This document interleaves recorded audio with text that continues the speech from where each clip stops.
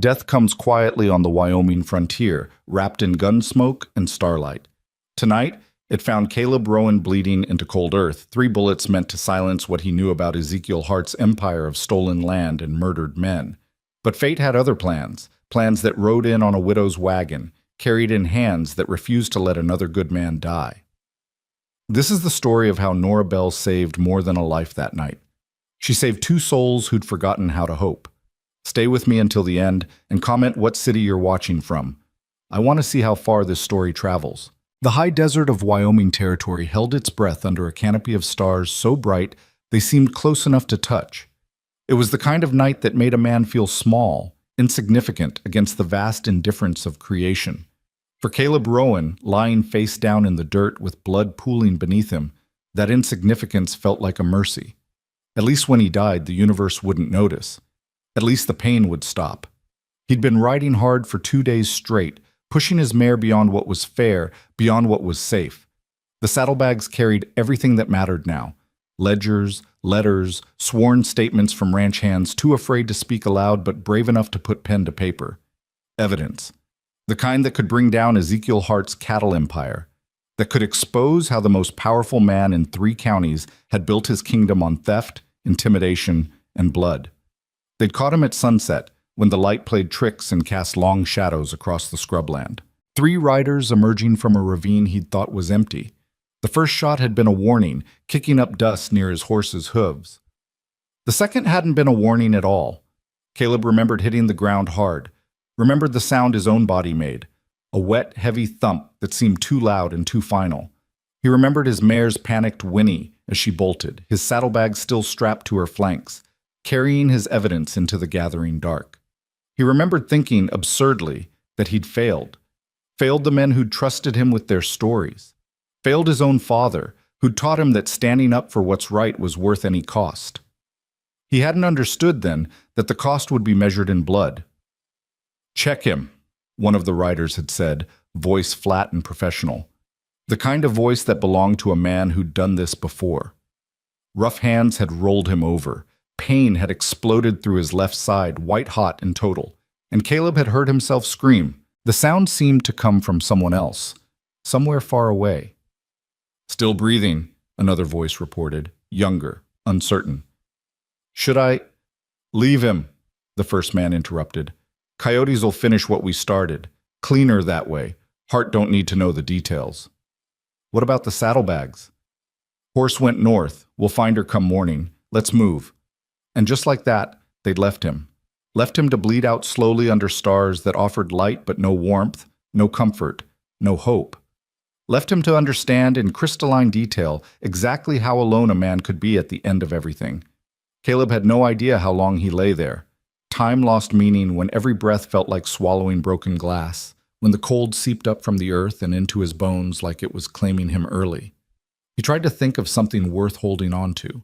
His mother's face, his father's laugh, the girl he'd courted back in Missouri before the war had scattered them all like dandelion seeds. But memory felt slippery, unreliable.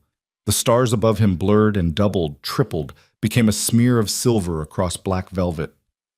His thoughts fragmented, came in pieces that didn't quite fit together anymore. This is dying, he realized with odd clarity. This is what it feels like when your body decides to quit. He should have been more afraid. He should have raged against it, fought it, refused to let go. But mostly he just felt tired. So deeply, fundamentally tired that even fear seemed like too much effort. The sound of hoofbeats almost didn't register at first. They were too rhythmic, too steady, too much like his own failing heartbeat echoing in his ears. Probably just his mind playing tricks, manufacturing comfort in the form of company. The dying brain did that, he'd heard, made ghosts out of wishes. But then a voice cut through the fog, clear, real, undeniably human. "Is someone there?" Not a question asked in fear, but in steady assessment. A woman's voice carrying the kind of controlled concern that spoke of experience with emergencies, with crisis, with the unexpected. Caleb tried to answer, but his throat produced only a wet, rattling sound that horrified him. Was that him? Was that what he'd become? The hoofbeats stopped. He heard boots hitting ground, quick footsteps approaching. Then suddenly there was a figure above him, blocking out the stars, and lamplight flooded his vision, warm, golden, impossibly bright after so much darkness. Jesus and Mary, the woman breathed, and he heard genuine shock in her voice, though she kept it controlled. What happened to you? She dropped to her knees beside him, and through vision that swam and wavered, Caleb saw her face. Sharp features softened by lamplight, dark hair pulled back in a practical braid, green eyes that assessed his wounds with the kind of quick, methodical attention that suggested medical knowledge. She couldn't have been more than 30, weathered by sun and circumstance, but not hardened by it. Her hands moved over him, checking the wound in his side, pressing gently against his ribs, testing for other injuries. Her touch was firm, practiced, nothing tentative about it. When her fingers found the bullet hole, he gasped, and those green eyes snapped to his face. "You're shot," she said, which seemed like stating the obvious, except that her tone carried no judgment, only confirmation of what she needed to know.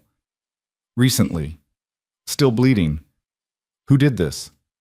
Caleb tried to speak, managed only, "3 riders. They still around?" "Gone." The word cost him more breath than he had to spare. She nodded once, decision made. "All right, listen to me. My name is Nora Bell, and I'm not leaving you here to die. But you need to help me help you. Can you move at all?" Could he? Caleb honestly didn't know. He tried shifting his weight and immediately regretted it as pain lanced through him, so sharp and consuming he nearly vomited. "Steady," Nora said, one hand on his shoulder, holding him still. "Don't thrash. You'll make it worse." She sat back on her heels, thinking, her jaw set in determination. "My wagon's 50 yards back. I'm going to get you to it. This is going to hurt like hell, but if you want to live, you'll endure it. Understood?" He managed a nod. "Good." She stood, moved behind him, and slid her arms under his shoulders. "On 3. 1?" She didn't wait for 3. With a strength that seemed impossible for her frame, Nora hauled him upright. Caleb's scream tore through the night, raw and animal. His vision went white, then black at the edges, consciousness threatening to flee entirely. Only her voice kept him tethered. "Stay with me! Don't you dare pass out yet! We're not done!" She half-carried, half-dragged him across ground that seemed to pitch and heave like ocean waves. Every step jolted his wound, sent fresh blood soaking through his shirt, warm and wet and wrong. He could hear himself making sounds, whimpers, gasps, broken attempts at breathing, and some distant part of him was ashamed. But mostly, he just tried to stay conscious, tried to keep putting one foot in front of the other, tried to trust that this woman knew what she was doing. The wagon materialized out of darkness like salvation. A small covered affair, practical rather than fancy, pulled by a sturdy mule that watched their approach with mild interest. Nora maneuvered him to the back, lowered the gate, and with one final surge of effort, pushed him into the wagon bed. Caleb collapsed onto blankets that smelled of sage and wood smoke.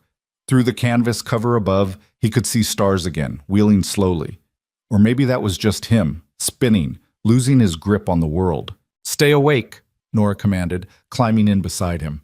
She lit 2 more lamps, hanging them from hooks inside the wagon, flooding the small space with light. "What's your name?" "Caleb," he managed. "Caleb Rowan." "Well, Mr. Rowan, I need you to keep talking to me. Can you do that?" "I'll try." "Good enough."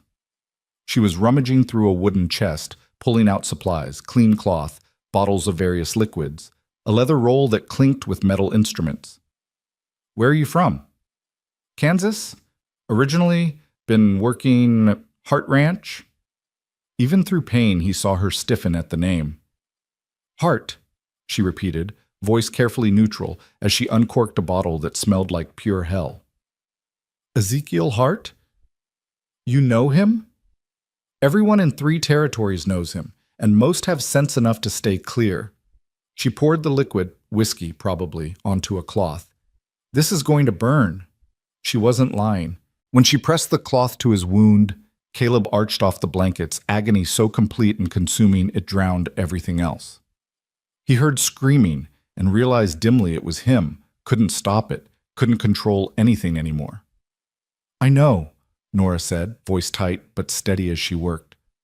I know it hurts, but infection will kill you surer than the bullet. Hold on. Her hands moved with confidence, cleaning the wound, probing gently to assess the damage. Caleb tried to focus on anything else, the canvas above, the smell of sage, the way lamplight cast her shadow huge and dark against the wagon's interior. Tried to think of anything except the sensation of those fingers moving inside his torn flesh. Bullet went through, she finally announced, sitting back. That's good. Means I don't have to dig for it. But it tore through muscle, might have nicked something important. You're still bleeding. I need to pack it. How do you know all this? A ghost of a smile touched her lips. My father was a field surgeon in the war, the late war. Both sides depending on who needed him most. He didn't believe in letting men die over politics. Taught me everything he knew before fever took him in '71.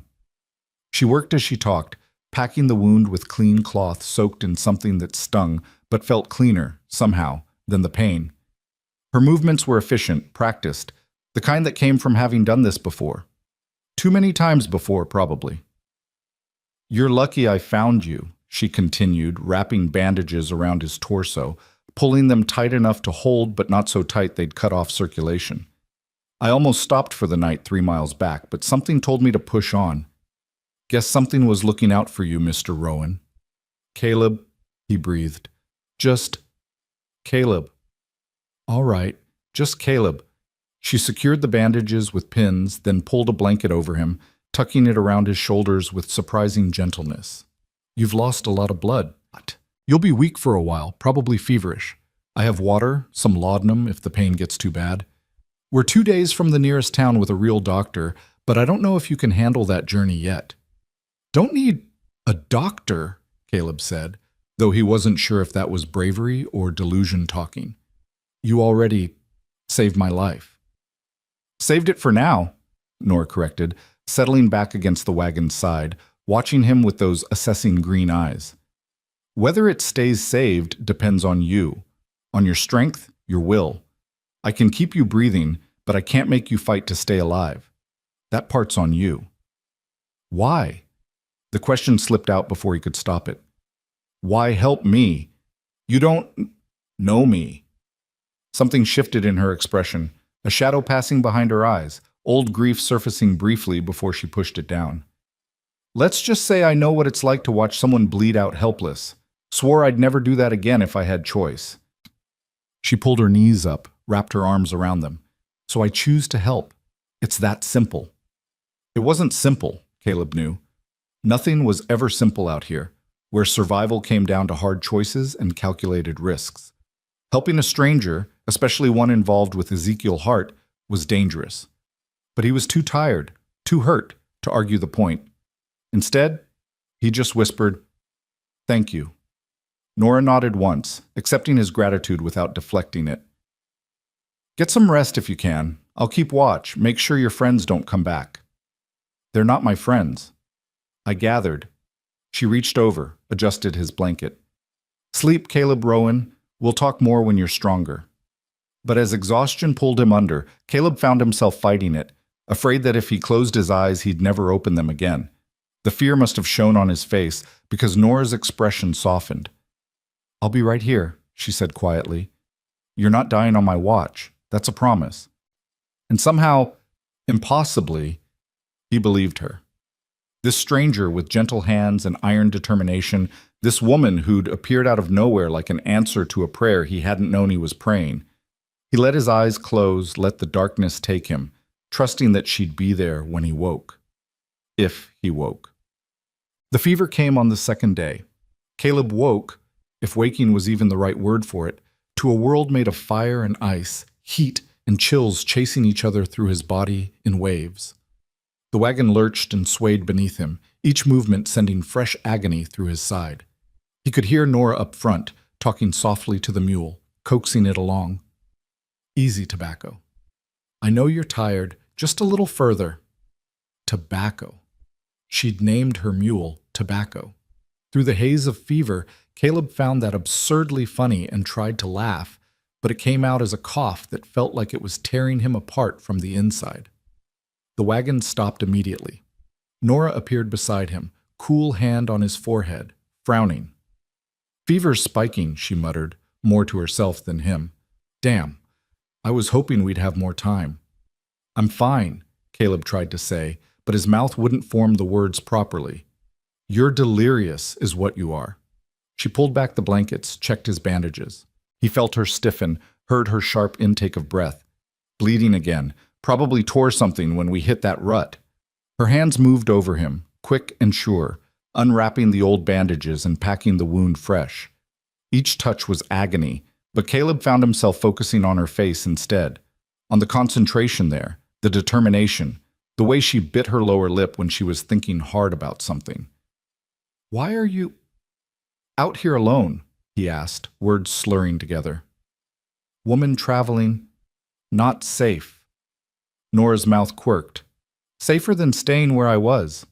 She finished with the bandages, covered him again. "My husband died 2 years ago. Outlaws hit the store he was managing, tried to rob it. Tom fought back. They shot him."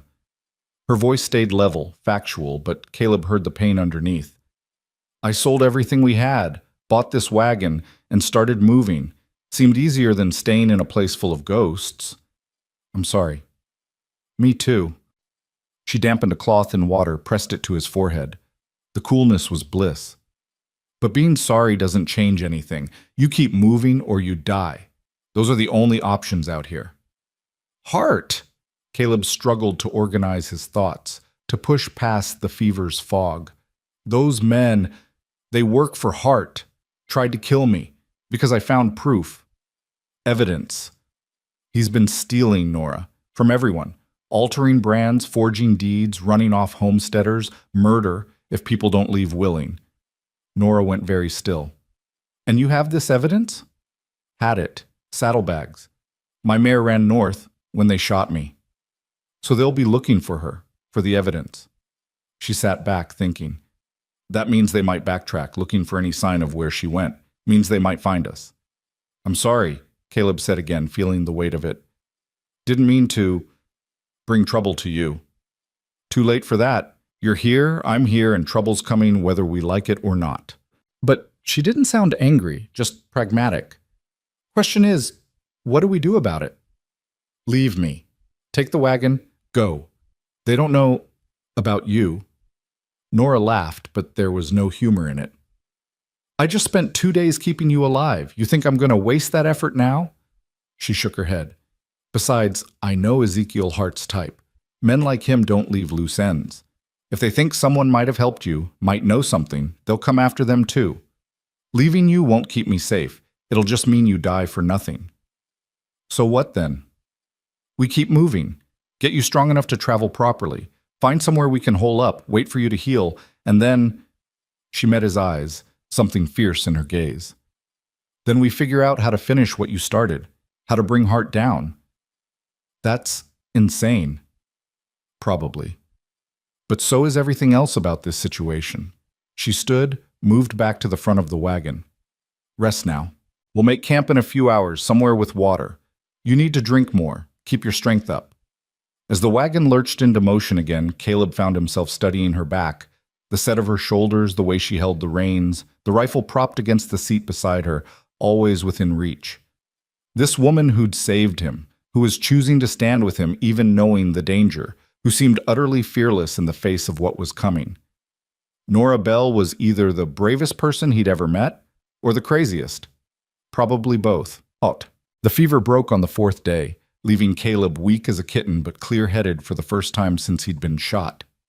He woke to find himself still in the wagon, but stationary now, and through the open back he could see morning light painting everything gold.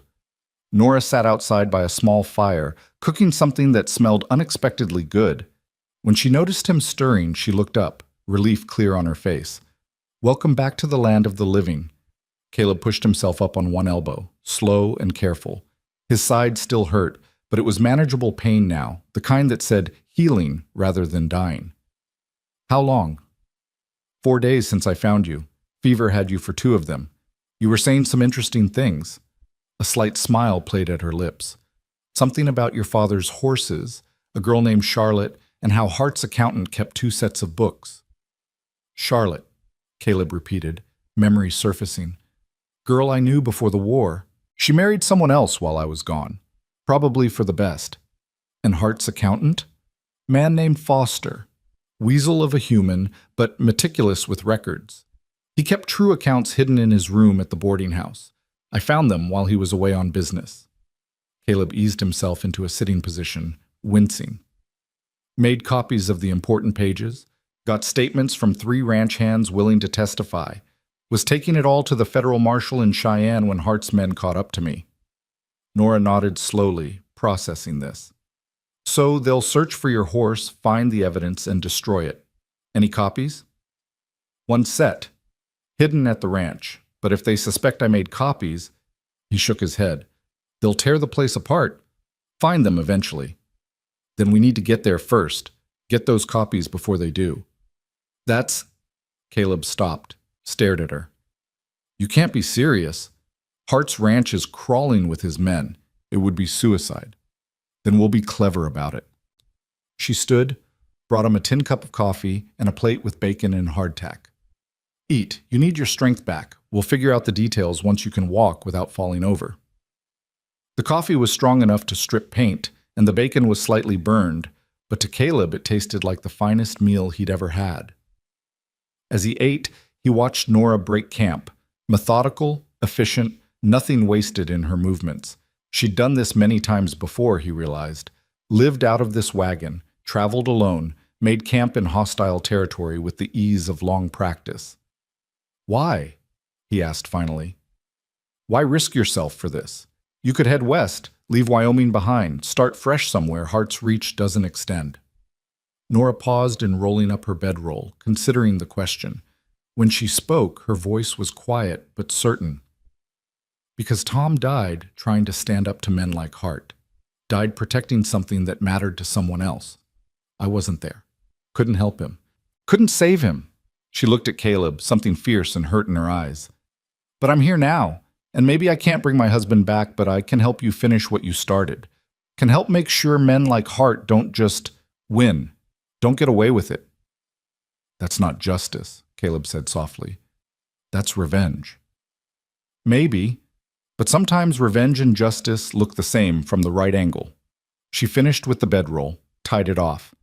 Besides, I've been running for 2 years, moving from town to town, never staying, never connecting. Maybe I'm tired of running. Maybe I'm ready to stand still and fight for something that matters. Caleb wanted to argue, wanted to tell her she was being foolish, that standing and fighting would only get her killed the way it had gotten Tom killed. But he was too grateful for her presence, too aware that without her, he'd be dead already, to push her away. And more than that, he understood. God help him, he understood exactly what she meant. All right, he said. We'll do it together. But carefully. Smart. Smart, Nora agreed. Can you ride yet? He took stock of himself. The weakness in his limbs, the tight pull of healing flesh around the wound, the deep exhaustion that still sat on him like weight. Not yet. Few more days, maybe. Then we take a few more days. There's a creek a mile north, good cover. We'll camp there, let you heal proper. She helped him ease back down onto the blankets. Sleep more if you can. Healing takes time. As consciousness slipped away again, Caleb found himself thinking that maybe, just maybe, getting shot was the luckiest thing that had ever happened to him. Not because of the bullet, but because of who'd found him bleeding under those stars. Because of the stubborn, fierce, impossible woman who'd decided he was worth saving. And somewhere in the dark, he started to believe that maybe, despite everything, he actually was. The creek Nora had mentioned turned out to be more than just good water. It was a natural fortress. Cottonwoods grew thick along the banks, their branches creating a canopy that filtered the harsh Wyoming sun into dappled patches of light and shadow. The water ran clear and cold over smooth stones, and the banks were soft with moss and grass that hadn't been trampled by cattle or horses. It was the kind of place that felt secret, hidden, like the world had forgotten it existed. Nora made camp with the same quiet efficiency she brought to everything, positioning the wagon where trees would screen it from casual view while still allowing a clear line of sight to anyone approaching from the east. She unhitched Tobacco, let him drink and graze, then set about creating a fire pit that would disperse smoke through the tree cover rather than sending up a telltale column. Every choice was deliberate, defensive, the work of someone who'd learned that survival meant thinking 3 steps ahead. Caleb watched from the wagon, still too weak to help much, but determined to at least stay conscious and aware. His body was healing. He could feel it in the way the pain had shifted from sharp and immediate to a dull, constant ache that was almost bearable. But healing took time, and time felt like a luxury they couldn't afford. "You should sleep more," Nora said without looking up from where she was filleting a fish she'd somehow caught in the 20 minutes since they'd arrived. "Your body needs rest to repair itself." "I've been sleeping for days. Feel like I should be doing something useful." "You are doing something useful. You're healing. That's your job right now." She glanced over her shoulder, one eyebrow raised. "Unless you think you can ride hard, shoot straight, and outrun Hart's men in your current condition?" Caleb had to concede the point. "How'd you catch that fish so fast?" A small smile touched her lips. "My father taught me. Said soldiers moved too much, made too much noise, scared the fish away. You have to be patient. Still, let them forget you're there." She went back to her work, hands moving with practiced skill. "Most things worth having require patience," he used to say. "Good advice for fishing, good advice for life." Sounds like he was a wise man. He was, stubborn as a mule, drank too much whiskey, and had opinions about everything under the sun, but he was wise when it counted. Her voice carried that particular warmth reserved for good memories of the dead.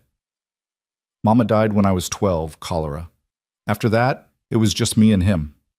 He taught me everything, how to hunt, fish, track, shoot, doctor wounds, read the weather, navigate by stars. Said I needed to know how to take care of myself because the world didn't give a damn about helpless women. You're far from helpless." That was his intention. She set the cleaned fish aside, wiped her hands on a cloth. "Tom used to joke that my father had been training me for a war that never came. Turns out he was just training me for life out here, for surviving men like Hart and the violence they bring."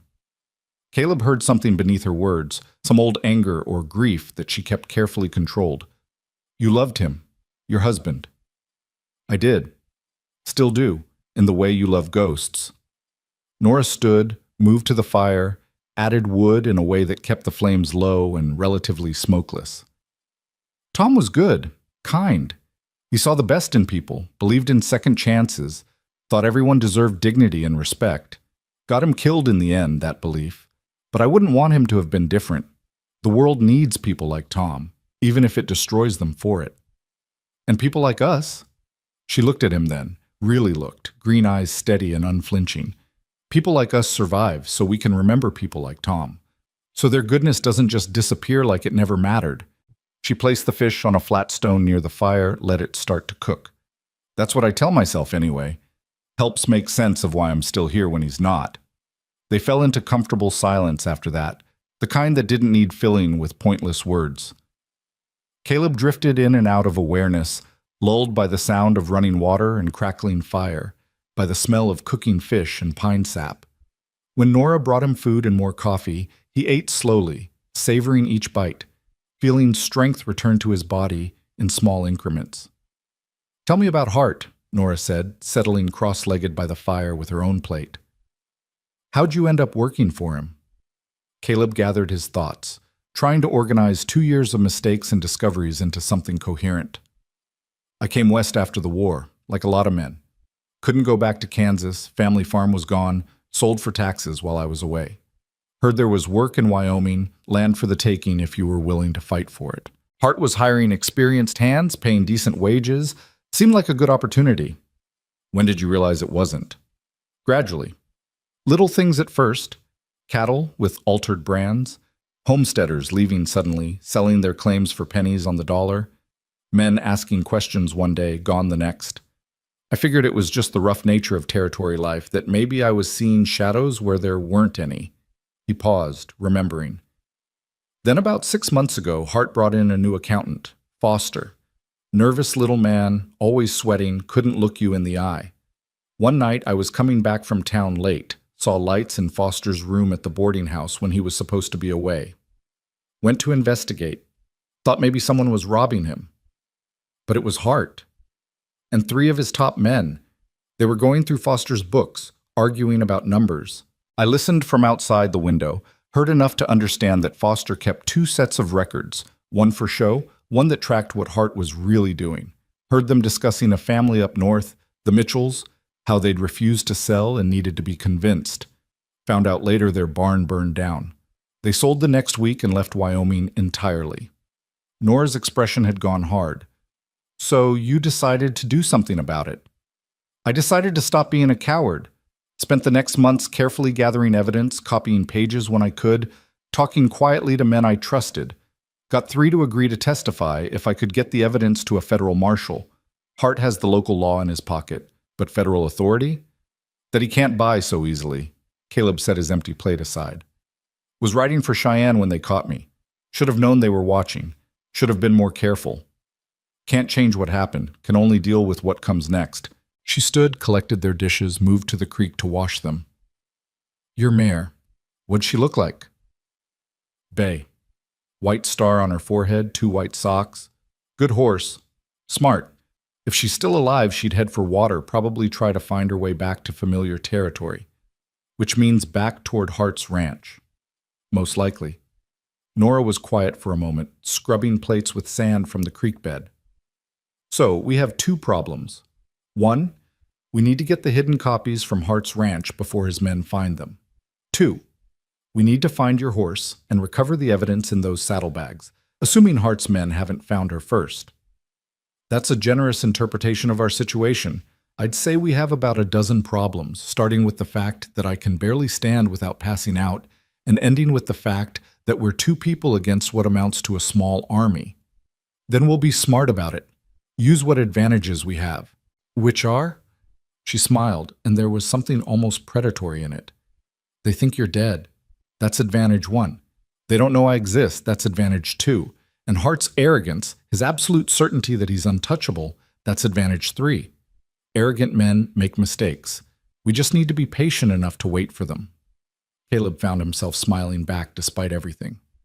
You know, when I was bleeding out under those stars, I thought my life was over.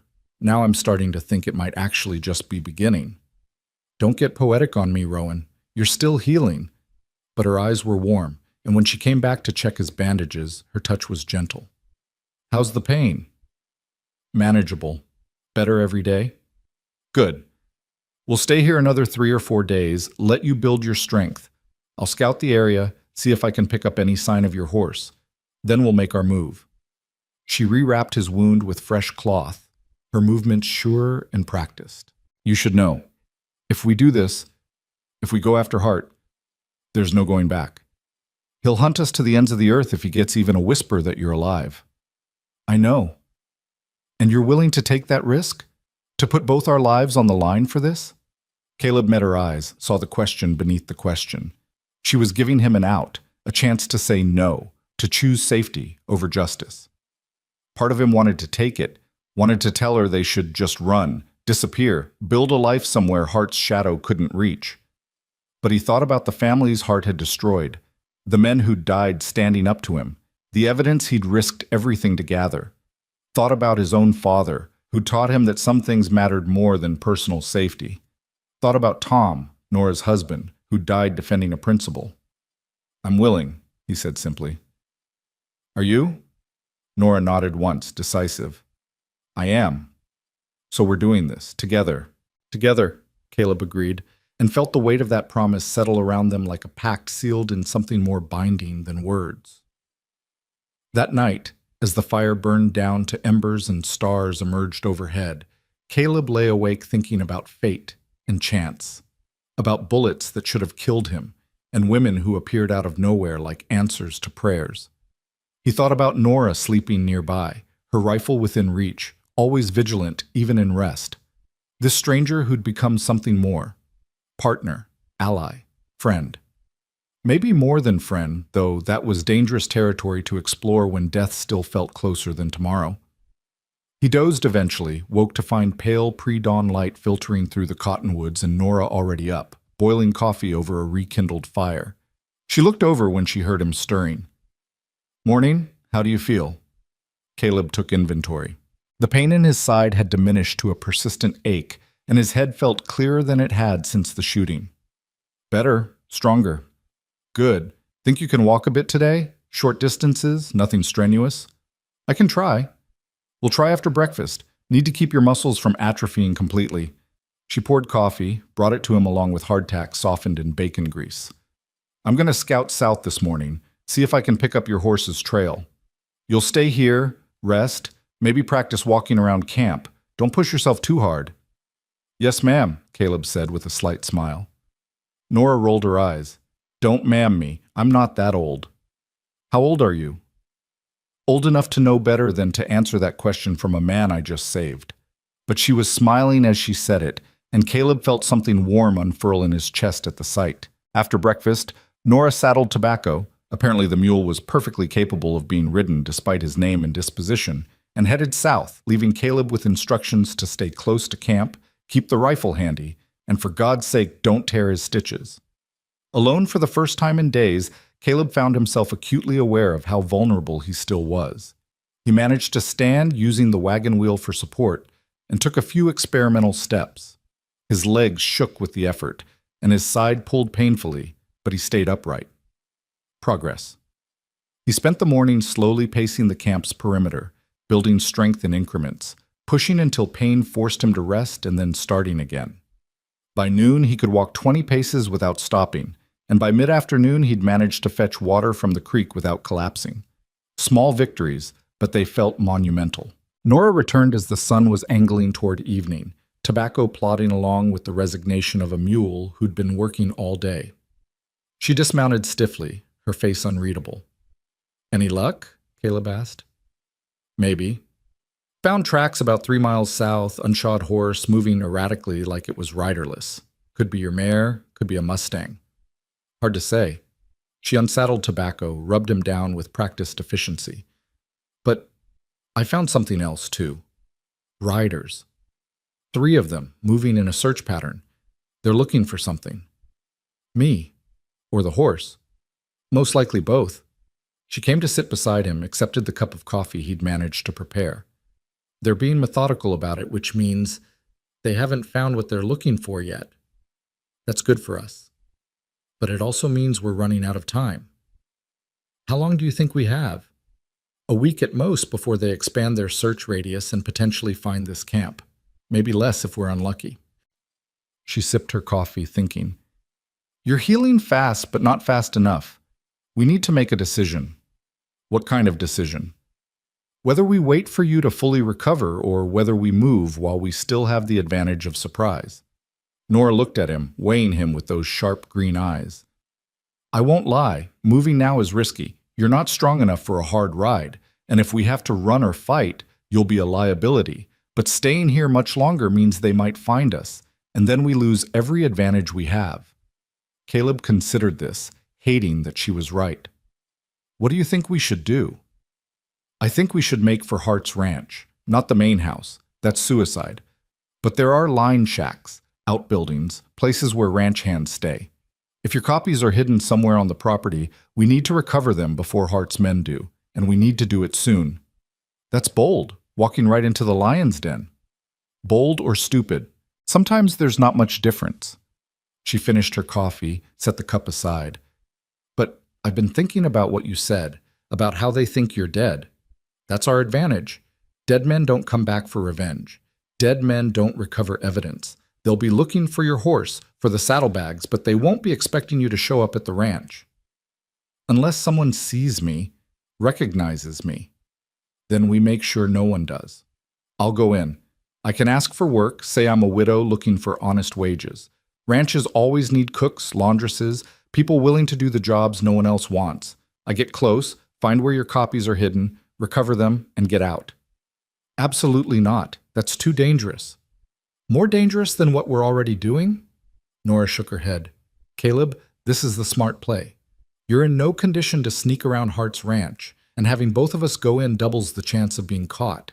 One person, asking for honest work, arousing no suspicion, that could work. And if they connect you to me somehow, if they found my horse, if they're looking for anyone who might have helped me, then I'll be very convincing in my ignorance. She stood, moved to check on something in the wagon, but he could see the tension in her shoulders. I'm not naive, Caleb. I know the risks, but I also know that sitting here waiting isn't going to get us anywhere. We need those copies.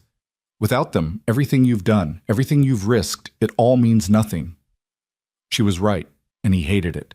Hated the idea of sending her into danger while he stayed behind, too weak to help. Hated feeling useless, dependent, like dead weight. "There has to be another way," he said quietly. "If you think of one, I'm listening." When he didn't answer, she sighed. "Look, I'll be careful. I'll watch, listen, gather information first. If it seems too dangerous, if there's any sign they suspect something, I'll back off. But we need to at least try." Caleb wanted to argue more, wanted to forbid her from going, but he had no right to forbid her anything. She'd saved his life, sheltered him, chosen to stand with him of her own free will. She wasn't his to protect or control. She was her own person, making her own choices. "All right," he finally said, "but we do it smart. We plan every detail, every contingency, and you promise me, the first sign of trouble, you get out. The evidence isn't worth your life." "Nothing's worth a life. That's not how you measure these things." But she nodded. "I promise. Careful and smart. That's how we'll play it." They spent the rest of the evening planning, talking through every detail they could think of. What Nora would say, what story she'd tell, how she'd explain showing up alone looking for work. Where Caleb's copies might be hidden, he thought the tack room in the south barn, behind a loose board in the back wall. How long Nora should wait before aborting if she couldn't get access. What signals they'd use if things went wrong. As the night deepened and the fire burned low, their conversation drifted to other things. Nora told him about her childhood, about growing up following her father from battlefield to battlefield, learning medicine from watching him work. Caleb told her about Kansas, about the farm he'd loved and lost, about the war and what it had taken from him. "Do you ever think about what comes after?" Nora asked eventually, her voice soft in the darkness. "After Hart? After all this is done? Do you think about what kind of life you'd want?" "I try not to," Caleb admitted. "Seems like tempting fate. Like if I let myself imagine a future, something will take it away." "That's a lonely way to live," says the woman who's been traveling alone for 2 years. She laughed quietly. "Fair point. Maybe we're both too afraid to hope for anything better than survival." She was quiet for a moment, and when she spoke again, her voice carried a vulnerability he hadn't heard before. "Tom and I used to talk about opening a boarding house together. Someplace clean and honest where travelers could rest safely. He'd handle the business side. I'd manage the day-to-day. We'd saved almost enough before." She trailed off, and Caleb knew she was seeing her husband's death play out in her mind. "After he died, I couldn't stay, couldn't look at that dream without him in it, so I ran." "That's not running, that's surviving grief." "Is there a difference?" "I think so. Running is about escape. Surviving is about enduring until you're strong enough to stand still again." He shifted, trying to find a comfortable position, feeling the pull of healing flesh. "Maybe after this is done, you could try again. The boarding house, your dream. Would be strange trying to build something meant for 2 people by myself." The implication hung in the air between them, unspoken but present. Caleb found himself saying carefully, "Maybe you wouldn't have to do it alone. Maybe by then you'd have a partner, someone who understands what you're trying to build." Nora looked at him across the dying fire, and in her eyes he saw something that made his breath catch. Possibility, maybe, or hope, or something more complicated that neither of them had words for yet. "Maybe," she said softly. "Let's survive this first. Then we'll see what comes after." "Deal." They settled into their separate bedrolls then, but Caleb lay awake long into the night, thinking about boarding houses and futures and the strange, impossible path that had led him to this woman, this moment, this fragile hope that maybe, just maybe, surviving could turn into something more like living. The next 2 days passed in a blur of preparation and recovery. Caleb pushed himself hard, building strength as quickly as his body would allow. He could walk steadily now, could lift and carry moderate weight, could even draw and aim a pistol without his hands shaking too badly. It wasn't enough. He was still weeks away from full strength, but it was something. Nora, meanwhile, transformed herself. The practical trail clothes disappeared, replaced by a simple dress that was worn but respectable, the kind a widow might wear when seeking employment. She pinned her hair up differently, practiced speaking with a slight accent. Not enough to be obviously false, just enough to suggest she'd come from somewhere else. Somewhere her past wouldn't be easily traced. She became someone new, someone unremarkable, someone who wouldn't draw suspicion. "How do I look?" she asked on the morning of the third day, presenting herself for Caleb's inspection. "Like a completely different person," he said honestly. "That's unsettling." "Good, that's what we need. That's..." She'd packed a small bag with minimal belongings, enough to support her story, but not so much she'd appear too prosperous. "I'll write tobacco in, say I've been traveling since my husband's death, that I heard Hart's Ranch might have work. I'll mention I can cook, clean, tend to sick animals or injured hands if needed, anything to get inside and have access to the buildings. And if they ask questions, want references, I'll say I've been traveling alone, working small jobs at ranches and homesteads along the way. Nothing that can be easily verified. Nothing that will hold up to serious scrutiny, but enough to sound plausible." She adjusted her bonnet, checking her appearance in a small mirror. "Most people don't look too closely at desperate women. We make them uncomfortable, so they'd rather just give us work and forget we exist. You've thought this through."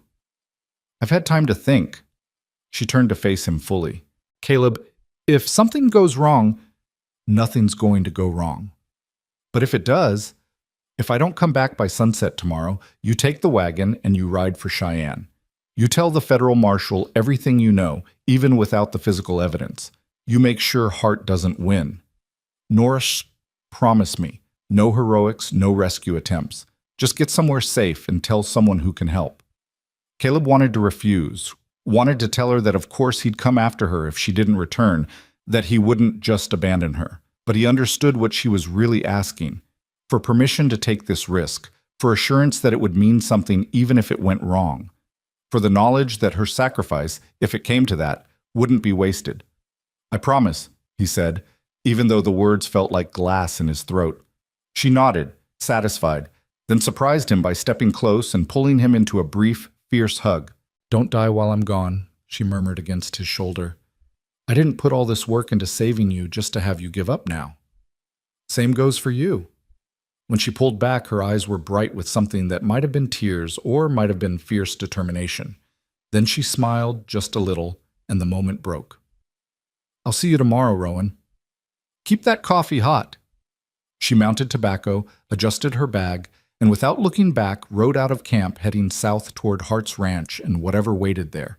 Caleb watched until she disappeared between the cottonwoods, then stood there longer still, fighting the urge to saddle up and follow, to not let her face this danger alone. But he'd made a promise. And more than that, he trusted her judgment, her skill, her stubborn determination to survive. So he returned to camp, checked and rechecked his weapons, and settled in to wait. The day passed with agonizing slowness. Every sound made him tense, reaching for his rifle. Every bird call could be a signal. Every rustle of wind through leaves could be approaching riders. By noon his nerves were stretched taut. By evening he was pacing the camp's perimeter, unable to settle, unable to think about anything except Nora riding into danger while he sat useless. Night fell, and still no sign of her return. That was expected. She'd said she'd be gone overnight at least, that she'd need time to establish herself, gain access, find the evidence.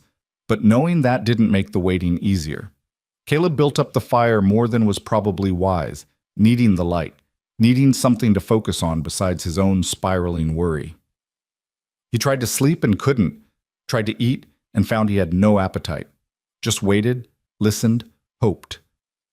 Morning came cold and gray, promising rain.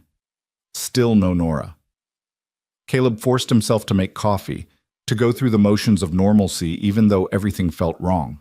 She had until sunset. He'd promised to give her until sunset. He was checking the loads in his pistol for the third time when he heard it, hoofbeats, coming fast from the south. Too fast.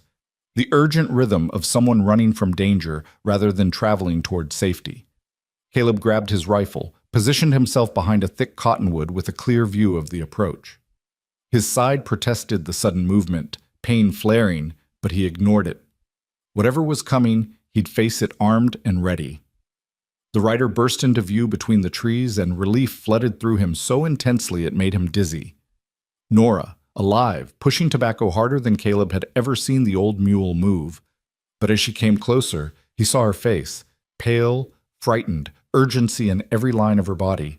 She pulled up hard when she saw him, nearly fell off tobacco in her haste to dismount. "We need to move. Now. Right now." "What happened?" "They know," she gasped, already grabbing supplies from the wagon, throwing them haphazardly into bags. "They know you're alive. They found your mare this morning, saddlebags still intact. Hart's putting the pieces together. He's sending men out to search every line shack, every camp, every place someone might hide a wounded man." Ice flooded Caleb's veins. "Did they see you?" "I don't think so.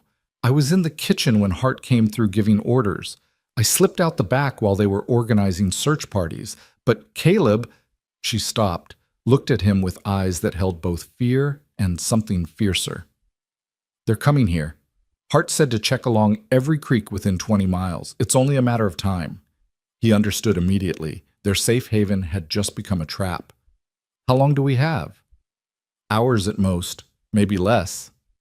She'd finished packing, was already hitching tobacco back to the wagon despite the mule's exhausted condition. "We need to move north, get into rougher country where the wagon will be harder to track." I'm so sorry. I thought I was being careful." "Hey." Caleb crossed to her, took her shoulders gently, made her meet his eyes. "You got the information we needed. You got out alive. That's what matters." "I didn't get the copies, couldn't access the tack room without being seen." This was all for nothing. "It wasn't for nothing. We know they have the saddlebags. We know what Hart's doing. That's valuable."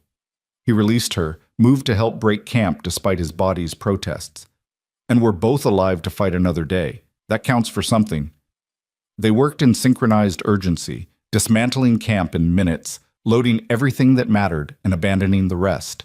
Caleb's side screamed with every movement, but he pushed through it, driven by adrenaline and fear and desperate determination. They were just finishing when they heard it, distant but unmistakable.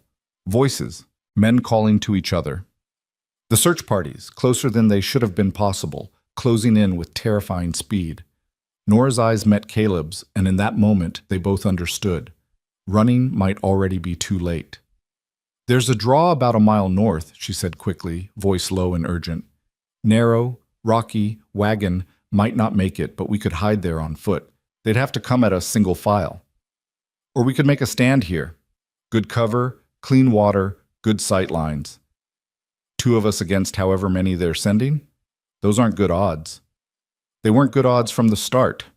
Caleb checked his rifle, found a grim sort of calm settling over him. "But at least here we control the terrain. We know every tree, every approach. That's worth something." The voices were getting closer. Nora looked torn, clearly calculating odds and options in her head. Then something in her expression shifted, hardened. "All right, we fight, but we fight smart. You take position behind the wagon. You're not healed enough for anything mobile. I'll take the trees to the east. Give us a crossfire if they're stupid enough to come straight in." "Nora, no arguments. We don't have time." She grabbed extra ammunition, her rifle, met his eyes one more time. "Whatever happens, it's been an honor traveling with you, Caleb Rowan." Likewise, Nora Bell. Then she was moving, disappearing into the cottonwoods like a ghost, leaving Caleb to take his position and wait for whatever came next. His heart pounded hard against his ribs, and his wounded side throbbed in rhythm with it, but his hands were steady on his rifle. The voices grew closer still. Then, through the trees, he saw movement, riders, at least 4 of them, spreading out as they approached the creek. They'd seen the camp, were moving to surround it. Caleb settled his rifle against his shoulder, sighted down the barrel, and waited. Beside him in the wagon, he could feel Tobacco's tension, the mule's ears swiveling nervously. From somewhere in the trees to his right, he knew Nora was doing the same, waiting, watching, ready. The first rider emerged fully into view, a hard-faced man Caleb recognized from Hart's ranch. The man's eyes swept the camp, registered the still-smoking fire, the wagon, the signs of recent habitation. His hand moved toward his pistol. "I know you're here, Rowan," the man called out. voice carrying across the small clearing. Hart wants to talk. Says if you come peaceful, no one has to get hurt.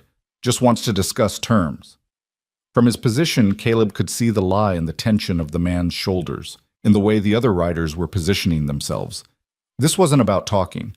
This was about making sure Caleb never made it to Cheyenne, never testified, never brought Hart down. He stayed silent, waiting, finger resting lightly on the trigger. The rider tried again. There's 4 of us, Rowan, and however many more coming behind. You can't win this. Be smart. Come out. Still, Caleb waited. Felt the moment stretch. Felt every sense sharpen until he could hear his own heartbeat. Feel the slight breeze on his face. Smell the creek water and pine and his own fear sweat. The rider's patience broke. Fine. Have it your way. He drew his pistol, started to swing it toward the wagon. 2 rifles spoke almost simultaneously, Caleb's and Nora's. The rider jerked, dropped from his saddle. The other 3 scattered, shouting, returning fire wildly toward both positions. And just like that, the peace of the creek camp shattered into chaos, gun smoke, and the desperate arithmetic of survival. The gunfire echoed through the cottonwoods like thunder, each shot reverberating off the creek banks and multiplying until it seemed like an army was firing instead of just 6 people. Caleb ducked as bullets splintered the wagon wheel beside his head, sending wooden shards flying. His side screamed in protest at the sudden movement, but adrenaline overrode the pain, sharpening everything to crystal clarity. He tracked the second rider through his rifle sights, waiting for a clear shot as the man dove behind a fallen log. Patience.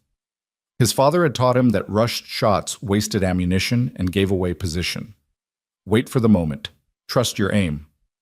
The rider shifted, exposing his shoulder for just a heartbeat. Caleb fired. The man cried out, clutching his arm, his pistol dropping into the grass. Not a kill shot, but enough to take him out of the fight. From the trees to the east, Nora's rifle cracked twice in quick succession. Caleb heard a hoarse scream, saw a third rider go down hard as his mount collapsed beneath him. The man rolled clear, scrambled for cover behind a thick cottonwood trunk, and came up firing toward where Nora was hidden. The 4th rider had better instincts than his companions. Instead of charging into the clearing like the others, he'd circled wide, using the terrain for cover, working his way toward Nora's position from an angle she might not see. Caleb tracked him through gaps in the foliage, saw the intent in how he moved. This wasn't some ranch hand playing at violence. This was someone who knew how to hunt humans. "Nora!" Caleb shouted. "4th man, flanking east." Her rifle swung toward the new threat just as the man emerged from cover, pistol already firing. Bark exploded from the tree beside her head. She dropped flat, rolled, came up in a new position, and fired 3 shots so fast they sounded like one continuous roar. The flanking rider staggered, tried to keep his feet, and went down. For a moment, everything went still. 4 men down or wounded.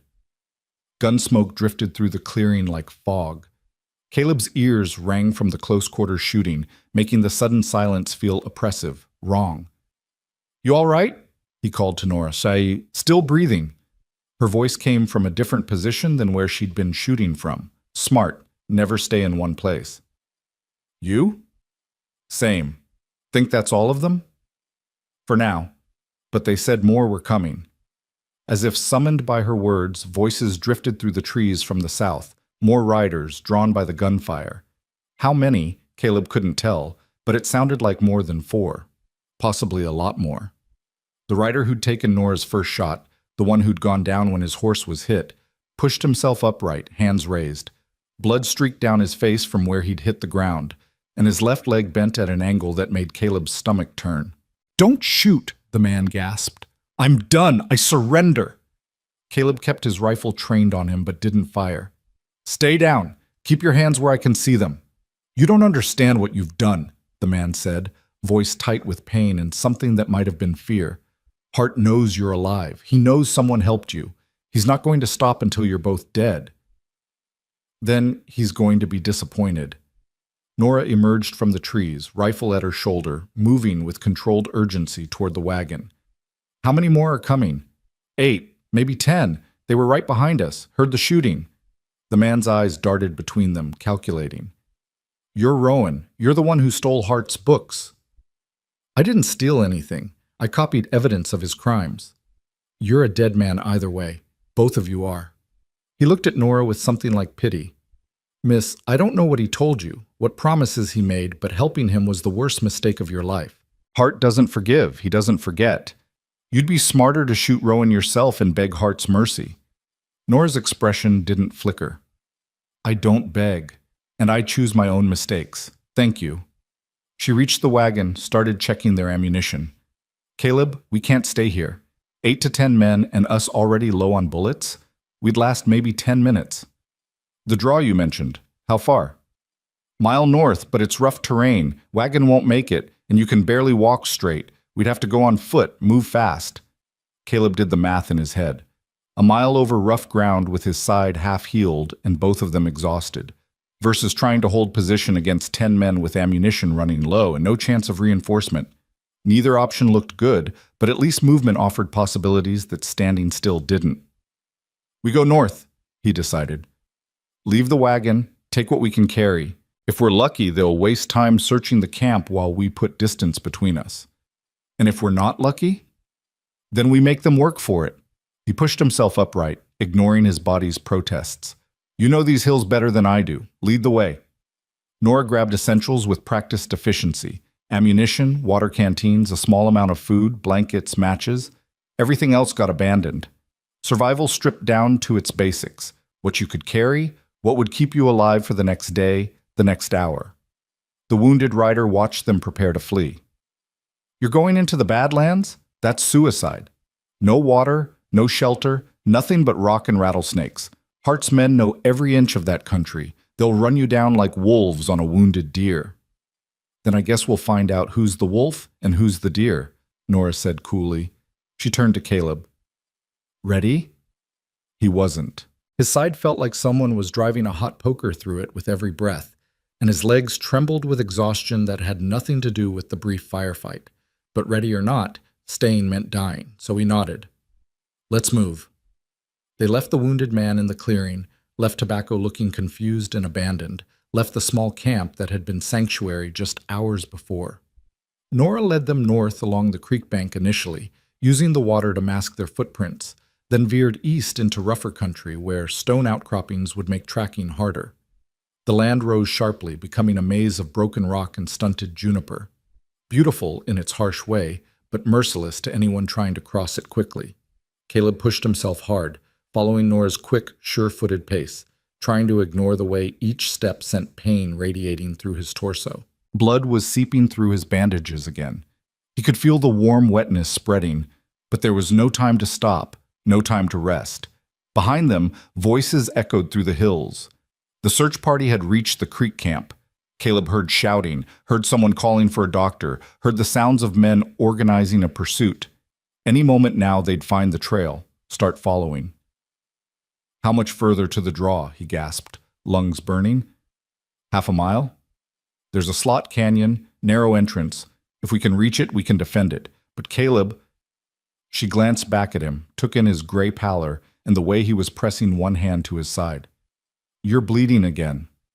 I know. Keep moving. We need to stop, rebandage. Not until we're somewhere defensible. I can make it. She looked like she wanted to argue, but the sound of pursuit growing closer made the decision for her. She turned and pushed on, leading them up and over a ridge that left Caleb gasping, down into a rocky depression, then up again toward a formation that looked like the land had been split by a giant axe. The Slot Canyon. Narrow, steep-walled, with barely enough room for 2 people to walk side by side. The entrance was a crack in the rock face that would be easy to miss if you didn't know it was there. Nora slipped through first, and Caleb followed, scraping his shoulders on stone that felt like it was trying to crush him. Inside, the canyon opened slightly, becoming a twisting passage that climbed steadily upward between walls of red sandstone. Light filtered down from above in shafts that turned the dust motes into gold. It was eerily quiet, the stone muffling sound from outside. This goes back about a 1/4 mile, Nora said, voice echoing strangely in the confined space. Opens into a small basin with a spring. We can hold the entrance, and they can only come at us 1 or 2 at a time. Assuming they find the entrance, they will eventually, but it'll take time, and time is what we need right now. She found a spot where the canyon widened slightly, set down her pack. Sit. Let me look at your side. Caleb wanted to protest, wanted to keep moving, but his legs made the decision for him by buckling. He sat down hard against the canyon wall, breathing in ragged gasps. Nora knelt beside him, carefully pulled his shirt up to examine the wound. Her expression went tight. You've torn the stitches. It's bleeding freely. Can you stop it? Here? With what I've got? She dug through her pack, came up with clean cloth and the last of their whiskey. I can slow it, pack it tight. But you've lost blood again, and you need rest. Real rest. Not this running and fighting. We'll rest when we're not being hunted. Stubborn man. But there was affection beneath the exasperation. She went to work, cleaning and rebandaging with hands that were rock steady despite the urgency of their situation. You know, when I found you bleeding under those stars, I thought saving your life would be the hard part. Turns out keeping you alive is the real challenge. Despite everything, Caleb found himself almost smiling. You're the one who decided to stick around. Could have left me at the first town. Could have. Didn't. She pulled the bandages tight, secured them. Guess I'm as stubborn as you are. There. That should hold for now. But Caleb, I'm serious. You push much harder, and even my father's training won't be enough to keep you breathing. Noted. He took a sip from the water canteen she offered, let the cool liquid ease his burning throat. What's our play here? We wait. Let them search. If they find the entrance, we hold it as long as we can. If they don't, we wait until dark and slip out, put more distance between us. And then? Then we make for Timber Creek. It's a small mining settlement about 40 miles northeast, far enough from Hart's territory that we might be able to disappear for a while. Regroup. Figure out our next move. Caleb had heard of Timber Creek, a hard-scrabble place clinging to the side of a mountain, populated by miners and people running from something. Not exactly welcoming, but not the kind of place where Hart's influence would extend easily. It could work. All right, Timber Creek. Assuming we survive the next few hours. Always assuming that. Nora settled beside him, rifle across her knees, watching the canyon entrance. Get some rest if you can. I'll keep watch. Nora, rest, Caleb. You're no good to either of us if you pass out at the wrong moment. She was right, as usual. His body was screaming for rest, for a chance to heal, for mercy it wasn't going to get any time soon. But exhaustion was pulling at him like an undertow, and fighting it seemed pointless. He let his eyes close, trusting Nora to keep them safe, trusting that maybe they'd actually survive this impossible situation. He woke to her hand on his shoulder, her finger pressed to her lips in a signal for silence. Through the haze of interrupted sleep, he heard them, voices echoing off stone, the sound of men moving through the hills, searching. They're close, Nora whispered. Haven't found the entrance yet, but they're working this area systematically. Caleb pushed himself upright, biting back a groan at the pain in his side. Through the narrow opening of the slot canyon, he could see late afternoon light painting the rocks gold. He'd been asleep for hours, too long, but his body had taken what it needed regardless of circumstance. The voices grew closer. Caleb could make out individual words now, could hear the frustration in the searchers' tones. Tracks just disappear. It's like they vanished into the stone. They're here somewhere. Hart said to keep looking until we find them, or it gets too dark to see. That Rowan's already half dead anyway, probably holed up bleeding out. We just need to find the hole. Nora's jaw tightened at that, but she stayed silent, rifle ready. They watched through the crack as men passed within 20 yards of the entrance, so close Caleb could see the sweat stains on their shirts, the determined set of their faces. One man looked directly at the slot canyon entrance, and Caleb's finger tightened on his trigger, certain they'd been seen. But the man's gaze slid past without recognition, unable to distinguish the narrow opening from just another shadow in the broken rock. He turned away, called to his companions, "Nothing here. Let's check the next draw." The search party moved on, voices fading as they worked their way south. Caleb let out a breath he hadn't known he was holding. "That was close," he murmured. "Too close. They'll be back once they've exhausted other options. We need to move tonight, get distance while we can." Nora checked the position of the sun through the canyon opening. "Few more hours until dark. Rest more if you can. You're going to need every bit of strength for the push to Timber Creek." But sleep wouldn't come this time. Caleb's mind was too active, turning over problems and possibilities. They'd escaped immediate death, but the larger situation hadn't improved. Hart had his evidence. Hart knew Caleb was alive and being helped. Hart would keep hunting them until they were dead or he was stopped. "We can't run forever," he said quietly. "I know. Even if we make it to Timber Creek, even if we hide there for months, Hart will keep looking, keep sending men. We'll never be safe." "I know that too." Nora was quiet for a moment, then turned to look at him. "What are you thinking?" "I'm thinking that maybe running is the wrong strategy. Maybe we need to change the game entirely." "I'm listening." Caleb organized his thoughts carefully. "Hart has my original evidence, the saddlebags your mare was carrying. He's probably destroyed it by now, or will soon. But he doesn't know about the copies I hid at the ranch, because you couldn't access them. And he doesn't know about the 3 ranch hands who agreed to testify. I kept their names coded in my notes, never wrote them down directly."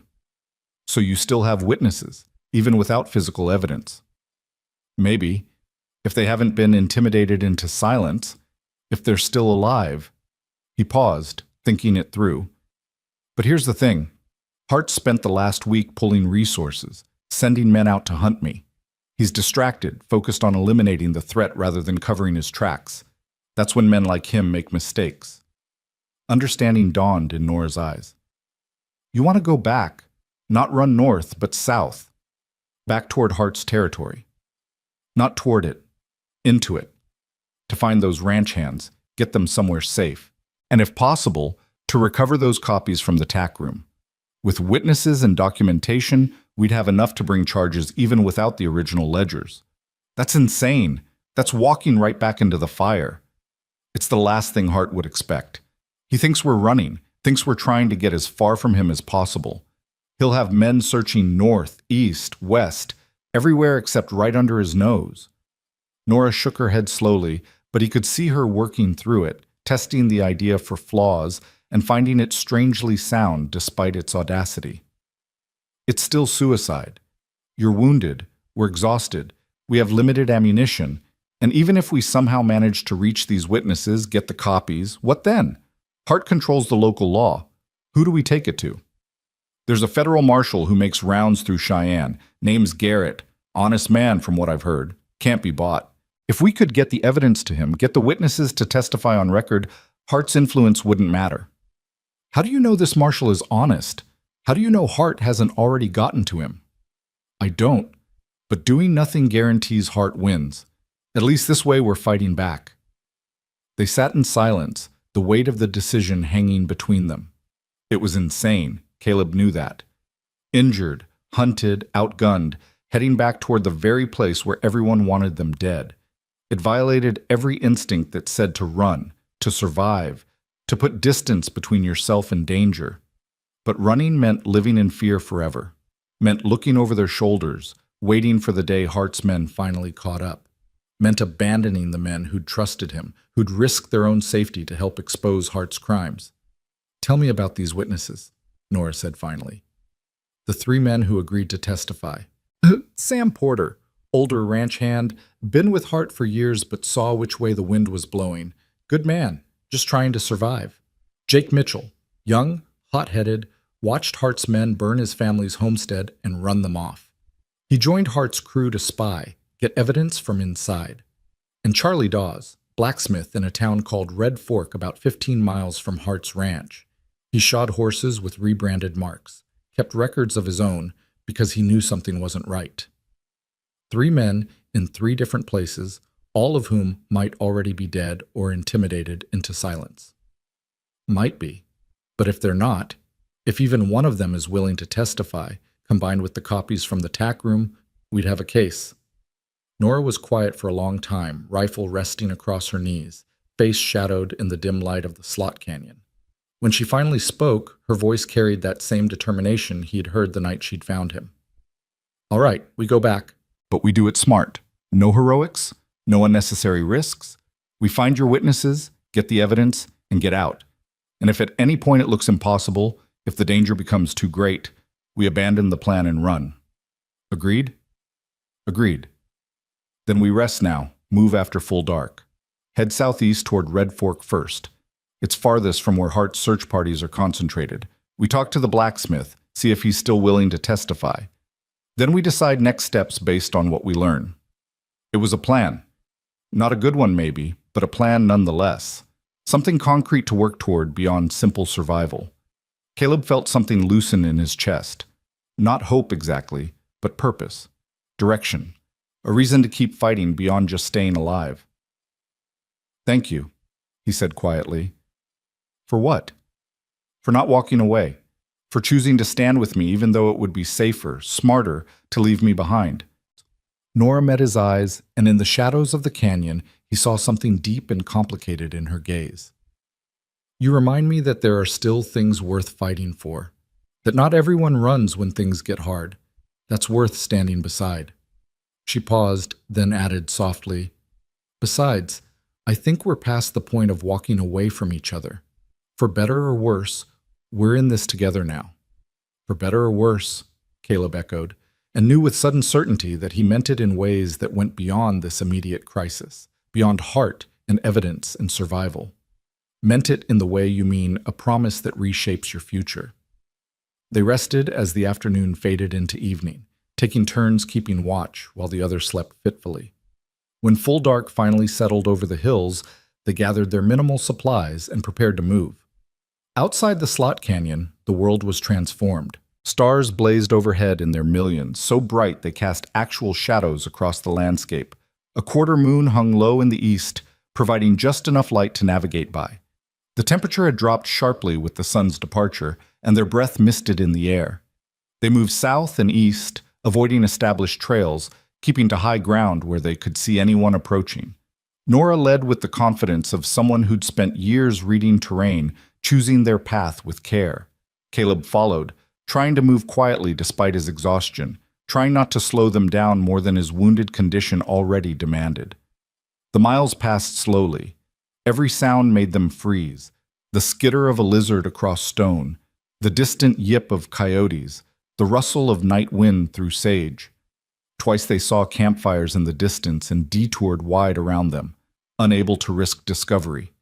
Hart's men were still out here, still searching. Dawn found them in broken country southeast of Hart's ranch, sheltering in a wash while they waited for enough light to navigate safely. Caleb's side was a constant burn now, and his legs trembled with fatigue, but they'd covered good ground. Another few hours would bring them to Red Fork. "How are you holding up?" Nora asked, sharing their last piece of hardtack with him. "Still moving. That counts for something." "That counts for everything." She studied him in the growing light, worry evident in her expression. "You're running on stubbornness and willpower. That won't sustain you much longer." "Just needs to sustain me until we reach the blacksmith. Then we can rest properly." "Assuming the blacksmith is still alive. Assuming he'll help. Assuming Hart hasn't burned Red Fork to the ground looking for us." "You're a real optimist, you know that?" That surprised a laugh out of her, quick and genuine. "Tom used to say the same thing. Called me his beautiful pessimist, said I saw every problem coming but solved them anyway." Her smile faded. "He was right about the seeing problems part. Didn't solve the one that killed him, though. That wasn't your fault." "I know. Knowing doesn't always help." She stood, offered him a hand up. "Come on, Red Fork's still a few hours away. Let's cover some ground before the sun gets too high." They walked through morning light that painted everything gold and red, through country that was harsh and beautiful in equal measure.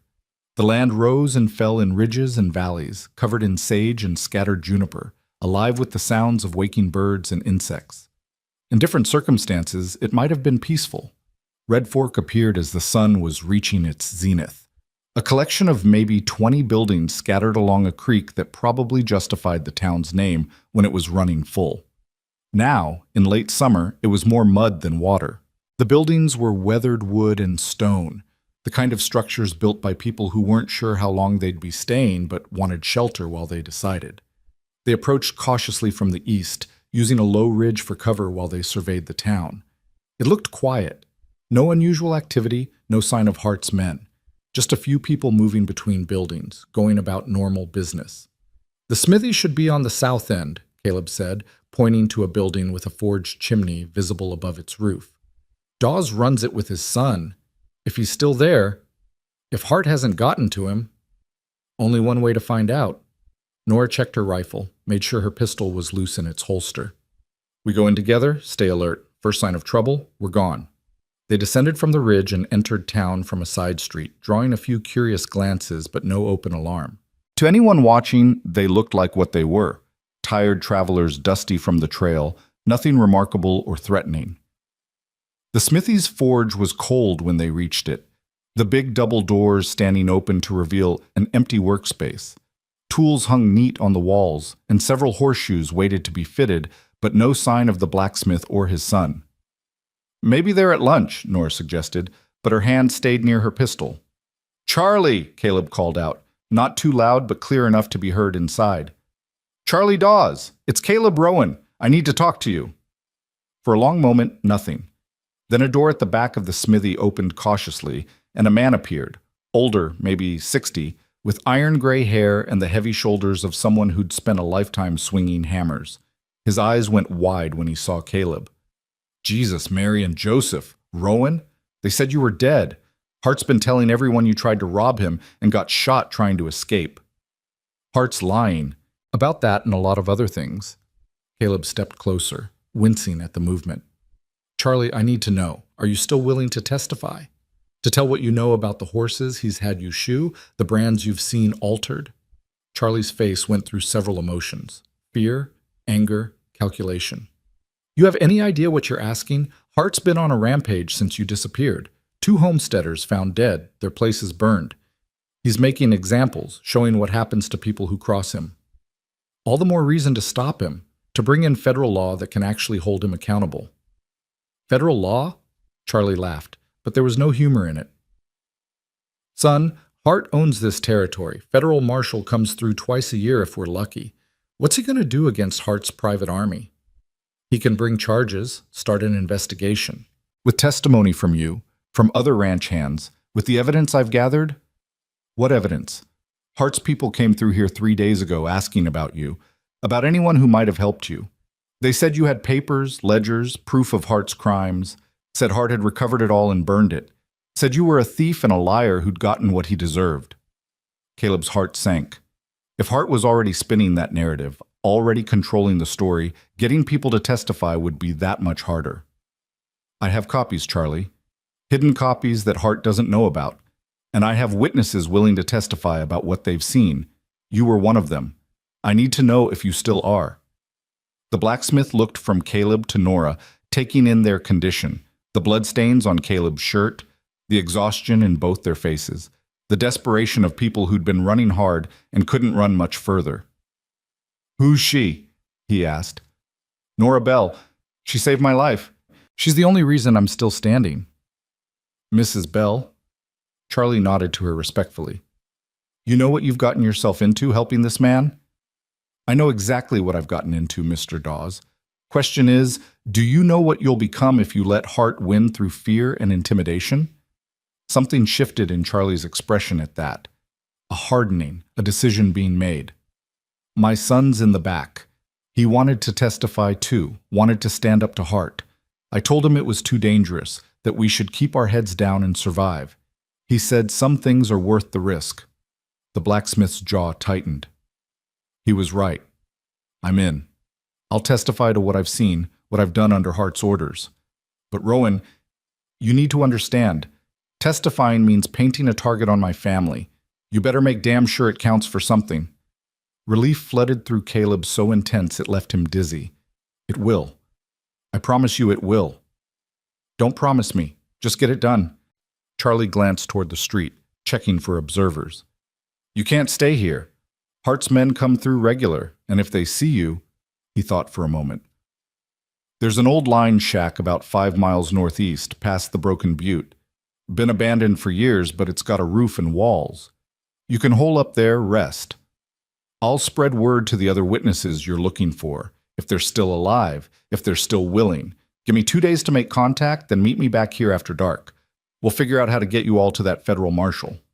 2 days, Caleb agreed. Charlie, thank you. This takes courage. Courage or foolishness? Won't know which until it's over. The blacksmith moved to the forge, started banking coals like he'd been working all along. Go now, before someone notices you here. And Rowan, don't let me down. Don't make this sacrifice meaningless. They left through the back of the smithy, circling around to avoid the main street. As they climbed back toward the ridgeline, Caleb felt the weight of what they'd just done. One witness secured, but at what cost? If things went wrong, Charlie and his son would pay with their lives. You're thinking about the risk you're asking them to take, Nora said quietly as they walked. How did you know? Because I'm thinking about it too, about how many lives we're gambling with for a chance at justice.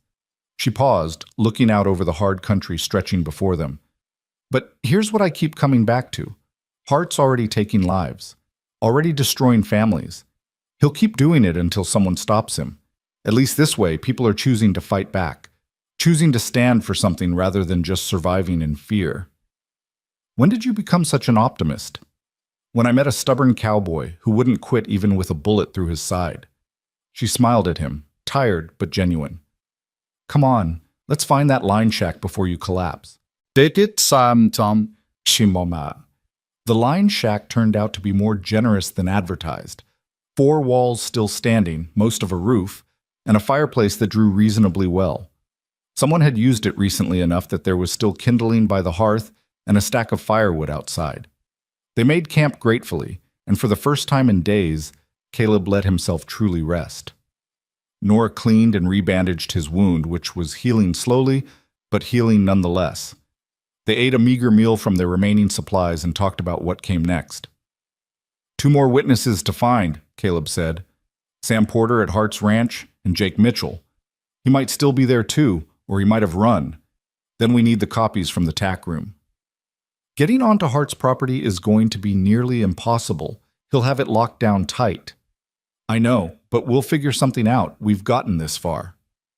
This far meaning alive, but hunted, wounded, and down to our last handful of bullets? Exactly. Could be worse. Nora laughed despite herself. Your sense of perspective is deeply skewed, Rowan. They fell asleep as afternoon faded to evening, both too exhausted to keep watch properly, trusting to luck and location to keep them safe. When Caleb woke, it was fully dark outside, and Nora was sitting by the window, silhouetted against starlight. Couldn't sleep? He asked. Slept some. Your turn now. I'll keep watch. But instead of going back to sleep, Caleb joined her at the window. Together they looked out at the vast Wyoming night, at stars that seemed close enough to touch, and darkness that held both danger and possibility. Do you ever think about after? Nora asked quietly. About what happens if we actually survive all this? More and more lately. You? Same. Tom and I used to talk about opening a boarding house, somewhere clean and safe, where travelers could rest without fear. After he died, that dream felt impossible, like it belonged to a life I'd never get back. She paused, and when she continued, her voice was softer. But lately I've been thinking maybe it's not impossible. Maybe it's just different now. Different people, different circumstances, but the same dream underneath. Caleb's heart was beating faster, understanding what she wasn't quite saying. Different people, he repeated carefully. Like who? She turned to look at him then, and even in the darkness he could see the vulnerability in her expression. Like a stubborn cowboy who refuses to quit, and a widow who's tired of running.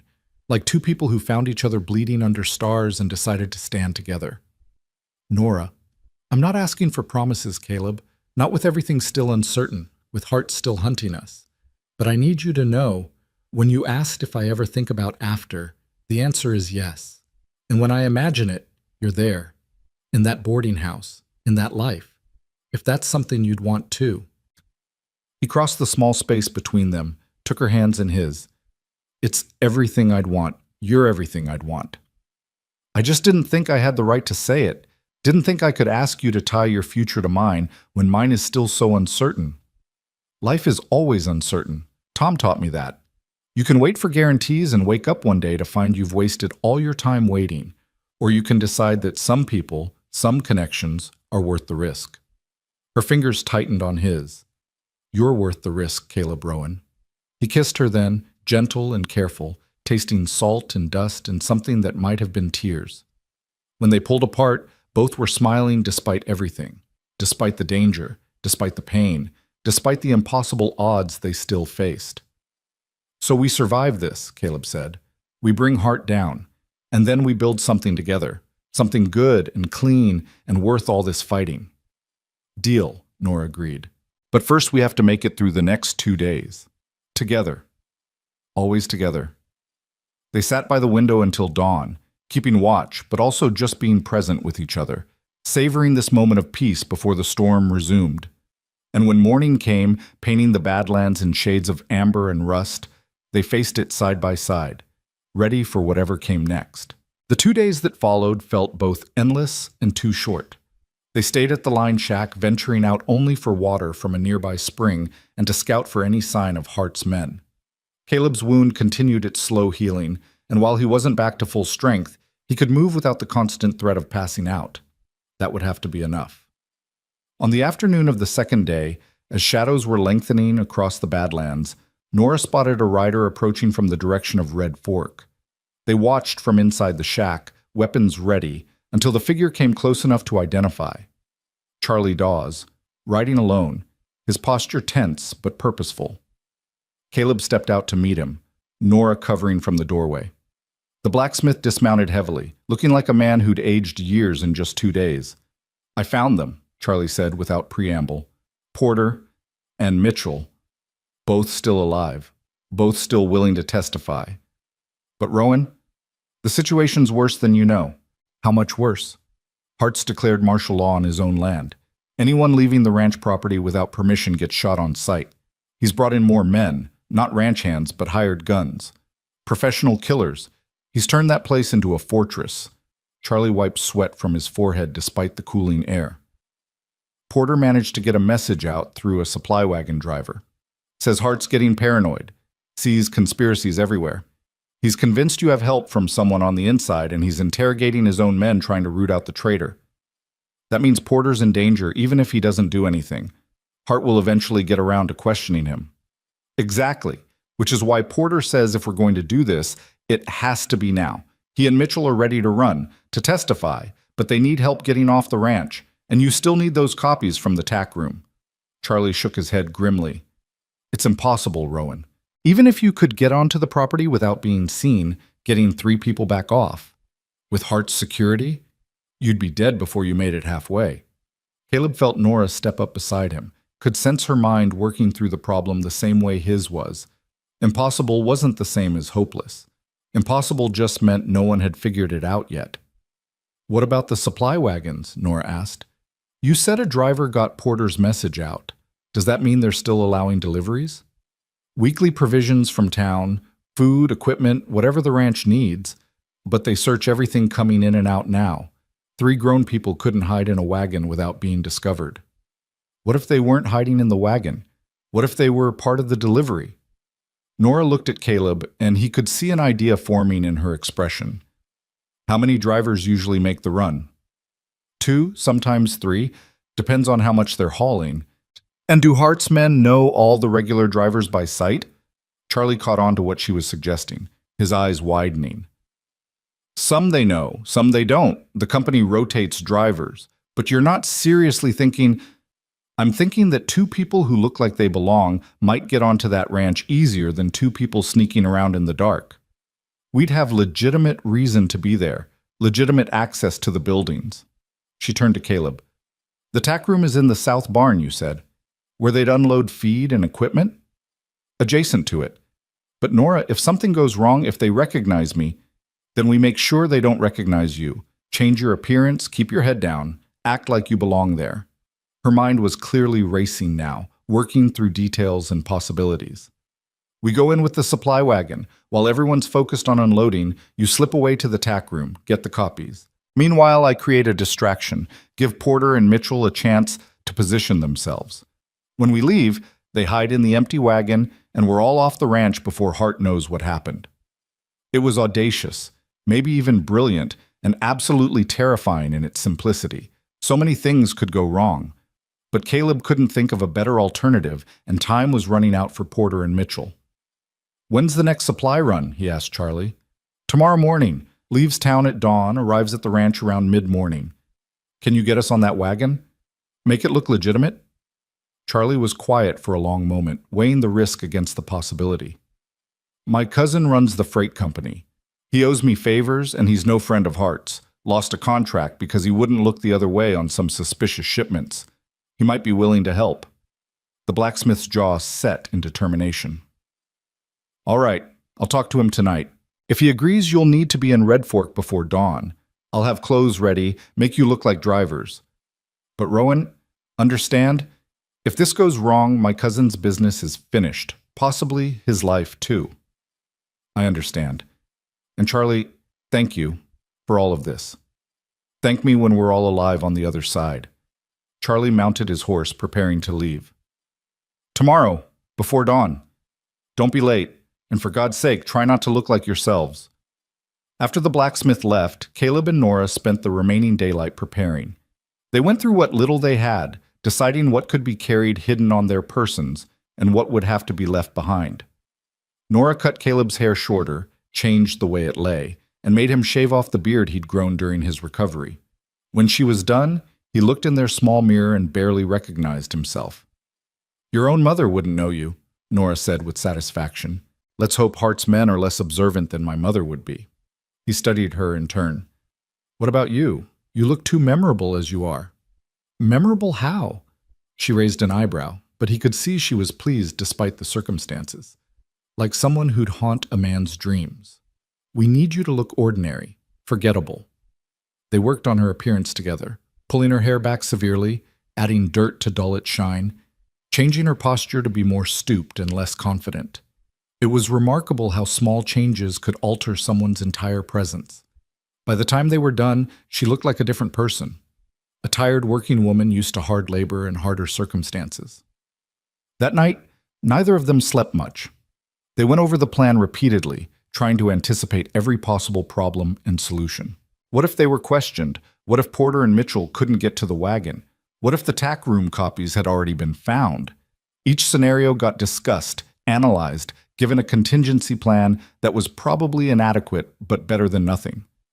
As midnight approached, Nora moved to sit beside Caleb where he was checking their hidden weapons for the dozenth time. Are you afraid? She asked quietly. Terrified. You? Same, but also... She paused, searching for words. Also more alive than I felt in 2 years. Like everything before this was just existing, and now I'm actually living again. Does that make sense? Perfect sense. I feel it too. He set aside the pistol he'd been checking, took her hand. When I was lying there bleeding, waiting to die, I thought my life had been wasted. Thought I'd done nothing that mattered, left nothing behind that would prove I'd existed. But now you're fighting for something that matters. Standing up against evil, helping good people who need it. She squeezed his hand. Tom would have liked you, would have respected what you're trying to do. I wish I could have known him. He'd have said you were too stubborn for your own good. Then he'd have helped you anyway because that's who he was. Her voice went soft with memory and grief and something that might have been acceptance. I think he'd be happy that I found someone willing to stand and fight rather than run. Think he'd approve of us. Us, Caleb repeated, letting the words settle. I like the sound of that. Me too. Let's make sure we survive tomorrow so there can be more of it. They left the line shack in the darkest part of night, making their way toward Red Fork by starlight. The town was sleeping when they arrived, but Charlie was awake and waiting at the smithy. He had clothes ready as promised, worn canvas pants and shirts that smelled of horses and hay, the kind of practical garments freight handlers would wear. My cousin's waiting at the warehouse, Charlie said as they changed. He'll brief you on the route, what to expect. He's put in a note to the ranch foreman saying he's sending new drivers because his regular men are sick. It's thin, but it might hold. It'll have to. Caleb strapped his pistol under his loose shirt, positioned where he could reach it quickly, but it wouldn't be visible. Nora did the same, adding a knife in her boot for good measure. Charlie walked them to the freight warehouse on the edge of town, where a heavily built man in his 40s was hitching horses to a wagon loaded with supplies. He looked up as they approached, his expression skeptical. These are the two fools who want to walk into Hart's fortress? He asked Charlie. Jack, this is important. These people are trying to stop Hart from... I know what they're trying to stop. That's why I'm helping, not because I think it's smart. Jack finished with the harness, turned to face them fully. I'm Jack Dawes. I run freight through here, have for 15 years. Hart's been squeezing honest businesses since he showed up, forcing us to haul his stolen goods, look the other way on his crimes. So yeah, I'll help you. But you need to understand the reality. We're listening, Caleb said. The ranch is tight. Guards at the main gate, patrols along the fence line, and Hart's been adding more security since you disappeared. They'll check the wagon when you arrive, might even check you. You'll need to sell it. Act tired, bored, like this is just another delivery. Any hint of nervousness and they'll investigate further. Jack pulled out a paper, sketched a rough map. Wagon goes to the main supply building here. South barn where you need to go is about 50 yards away. There'll be activity, ranch hands, guards, people doing normal work. You'll have to move natural, like you've got every right to be there. Understood. What about getting people off the ranch hidden in the wagon? Empty wagon coming back draws less attention than full one going in. After you unload, they'll usually let you go without much searching, but if they have any reason to be suspicious, they'll check everything. Your people will need to be well hidden, completely silent, and lucky. It sounded impossible hearing it laid out so plainly. But impossible was what they'd been doing since Nora found Caleb bleeding under the stars. One more impossibility wouldn't make much difference. They loaded up just before dawn, climbing onto the wagon seat while Jack gave them final instructions. Follow the main road south. It'll take you straight to the ranch gates. Trip usually takes about 2 hours. Don't rush, don't dawdle. Just be normal. He looked at them both seriously. You seem like decent people. For what it's worth, I hope you make it. So do we, Nora said with feeling. The ride to Hart's ranch was one of the longest 2 hours of Caleb's life. Every rider they passed could be someone who'd recognize him. Every distant figure could be a scout reporting back to Hart. But they kept moving, kept acting like they belonged, and slowly the miles fell away behind them. Hart's ranch appeared as the sun was climbing toward midday, a sprawling complex of buildings surrounded by fencing that looked more suited to keeping people in than keeping cattle contained. Guard towers had been added at intervals, manned by armed men who watched the approaches with cold efficiency. Here we go, Nora murmured as they approached the main gate. Remember, bored and tired. 2 guards stopped them at the gate, hands resting casually on their pistols. State your business. Supply delivery from Dawes Freight, Caleb said, keeping his voice flat and disinterested.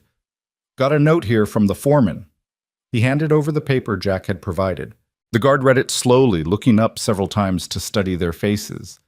Caleb forced himself to meet the man's eyes briefly, then look away, the kind of bored indifference that workers showed authority everywhere. New drivers? The guard said. It wasn't quite a question. Regular guys got sick, food poisoning or something. We drew the short straw. Caleb gestured at the wagon. You want to check the load? Or can we get this unloaded? Got another delivery after this. The guard walked around the wagon, poking at the supplies with casual thoroughness. Caleb's heart hammered against his ribs, but he kept his expression neutral, even slightly annoyed at the delay. Beside him, Nora was examining her fingernails like this was the most tedious part of her day. All right, you're clear, the guard finally said. Take it to the main supply building, the big one straight ahead. Check in with Foster there. He'll tell you where to unload. They rolled through the gate into Hart's domain. The ranch was massive, buildings scattered across several acres, corrals full of horses and cattle, men working everywhere. Caleb kept his eyes forward, focused on the supply building, trying not to look like he was searching for anything. The supply building was controlled chaos, men moving crates and equipment, voices shouting orders, the smell of hay and leather and sweat. They pulled the wagon to a loading area where a thin, nervous-looking man with ledgers approached them. Dawes delivery? The man asked. That's right. You Foster? I am. Got your delivery list? Nora handed over the paperwork while Caleb climbed down from the wagon, stretching like his back hurt from the ride. From this position, he could see the south barn, close, maybe 70 yards away, with several people moving in and out of it. Getting there would require perfect timing and a lot of luck. Foster was directing ranch hands to start unloading when a commotion broke out near the main house. Raised voices. Someone shouting. Everyone's attention swiveled that direction, including the guards who'd been watching the supply area. Nora caught Caleb's eye, gave him the smallest nod. This was it, their chance. "Hey," she said to Foster, pitching her voice loud enough to be heard over the general noise. "That mule of yours in the corral looks sick. You know it's got colic? Left untreated, it'll kill the animal." Foster's attention snapped to her. "What? Which mule?" "The gray one. See how it's standing? Classic symptoms. Someone should look at it now before it gets worse. I grew up around horses. I know what I'm talking about." As Foster and several ranch hands hurried toward the corral to check on the potentially sick mule, Caleb moved. He walked purposefully toward the south barn, carrying an empty feed sack like he had business there, just another worker doing another job. His heart was pounding so hard he could hear it, but his steps stayed steady, casual. The barn was dim after the bright sunlight, smelling of horses and leather and oil. He moved quickly now, counting stalls until he reached the tack room at the far end. The door was unlocked, thank God for small favors, and he slipped inside, closing it behind him. The room was exactly as he remembered it. Saddles hung on the walls, bridles and other equipment organized with military precision. He went to the back wall, to the third board from the left, and pried it loose with fingers that shook slightly despite his best efforts. The papers were there, folded tight and wrapped in oilcloth, exactly where he'd hidden them months ago. Relief flooded through him so intensely he had to lean against the wall for a moment. They'd done it. Against all odds, they'd actually done it. He tucked the papers inside his shirt, replaced the board, and was turning to leave when he heard voices outside the tack room door. "Told you to check every building. Hart wants a full accounting of—" Caleb's blood went cold. He looked around frantically for another exit, but there was only the one door. He was trapped. The door handle turned. In desperation, Caleb grabbed a bridle from the wall, bent over it like he was examining the leather for damage.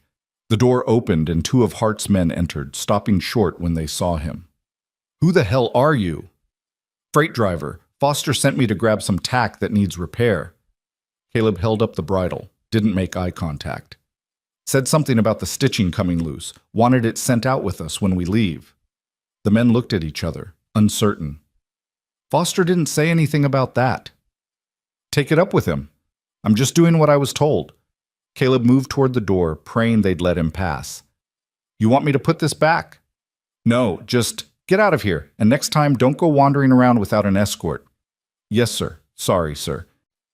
Caleb ducked past them, fighting the urge to run, forcing himself to walk at a normal pace back toward the supply building. His skin crawled with the certainty that any second someone would shout, would recognize him, would raise the alarm, but he made it back to the wagon area without incident. Nora was still talking to Foster about the mule, which apparently actually did have early signs of colic based on the worried conversation Caleb could hear. The unloading was nearly complete, ranch hands hauling the last crates into the supply building. "There you are," Nora said when she saw him, her tone carrying just the right mix of annoyance and relief. "Foster, this is my partner. We should probably get moving. Got that other delivery to make." Of course. Thank you for noticing the mule. Probably saved its life." Foster was already turning back to his ledgers, his attention divided among a dozen different concerns. They climbed back onto the wagon and Caleb picked up the reins with hands that wanted to shake. They'd gotten the evidence. Now they just needed to get Porter and Mitchell and get out without being caught. "The mule really was sick," Nora murmured as they turned the wagon toward the gate. "Pure luck." "We'll take luck however it comes." Caleb's eyes swept the ranch, looking for any sign of the two men they were supposed to rescue. "Where are they?" "I don't know. Porter was supposed to signal somehow, but I haven't seen—" "Wait." Nora's hand tightened on his arm. "There. By the bunkhouse. Two men standing together, one of them smoking." Caleb looked. Two ranch hands, appearing to share a break, but something about their posture was tense, waiting. As the wagon approached, one of them, a lean man in his 50s, met Caleb's eyes briefly, gave the smallest nod. Porter. And the younger man beside him had to be Mitchell. They passed the bunkhouse without slowing, but Caleb saw Porter stub out his cigarette and start walking, Mitchell following. They were angling toward the gate, moving like they had every right to be there, just ranch hands heading to check fence lines or water sources. The wagon reached the gate, and the same guards from before waved them through with barely a glance. Too easy. It was going too easy. Caleb's instinct screamed warning even as they rolled past the gate and onto the open road. They were 50 yards from the ranch when he heard it, a shout from behind, sharp with alarm. "Those two! Stop them!" Caleb looked back and saw Porter and Mitchell running now, guards giving chase. One of the guards raised a rifle, and Caleb's world slowed to crystalline clarity. "Hold on!" He snapped the reins hard, sending the horses into a gallop. Behind them, gunfire erupted, bullets kicking up dirt on the road. "They're not going to make it," Nora cried. "There's too many guards." Porter went down, clutching his leg. Mitchell skidded to a stop, torn between running and helping his friend. More guards were closing in, shouting for them to surrender. Caleb made a decision born of desperation and rage and stubborn refusal to let more good people die for his cause. He hauled on the reins, turning the wagon in a tight circle that nearly tipped it, sending them thundering back toward the ranch. "Caleb, what are you—" "We don't leave them!" He drew his pistol, fired over the heads of the approaching guards, buying seconds. "Nora, drive!" He shoved the reins into her hands and jumped from the still-moving wagon, hitting the ground in a roll that sent agony through his barely healed side. But he was up and running, firing carefully now, not at the guards but near them, forcing them to take cover. He reached Porter, hauled the older man upright. "Can you walk?" "Got shot in the leg, not the head." "Yes, I can walk." Porter's arm went around Caleb's shoulders, taking some weight off his injured leg. Mitchell was already moving back toward them, providing covering fire with a pistol he'd had hidden. "We need to go now!" The wagon came thundering up beside them, Nora at the reins looking fierce and terrified in equal measure. They practically threw Porter into the back, Mitchell diving in after, and Caleb grabbed the side rail and swung himself up as Nora whipped the horses back into motion. Bullets tore through the air around them. One punched through the wagon's canvas cover, another shattered part of the wooden side. But the horses were running flat out now, putting distance between them and the ranch. And somehow, impossibly, they were all still alive. "Everyone all right?" Nora called back, her voice tight with adrenaline. "Porter shot but conscious," Mitchell reported. "Rest of us are intact." That was insane. That was the most insane thing I've ever seen. "Welcome to our lives," Caleb said, pressing a hand to his side where he could feel wetness spreading.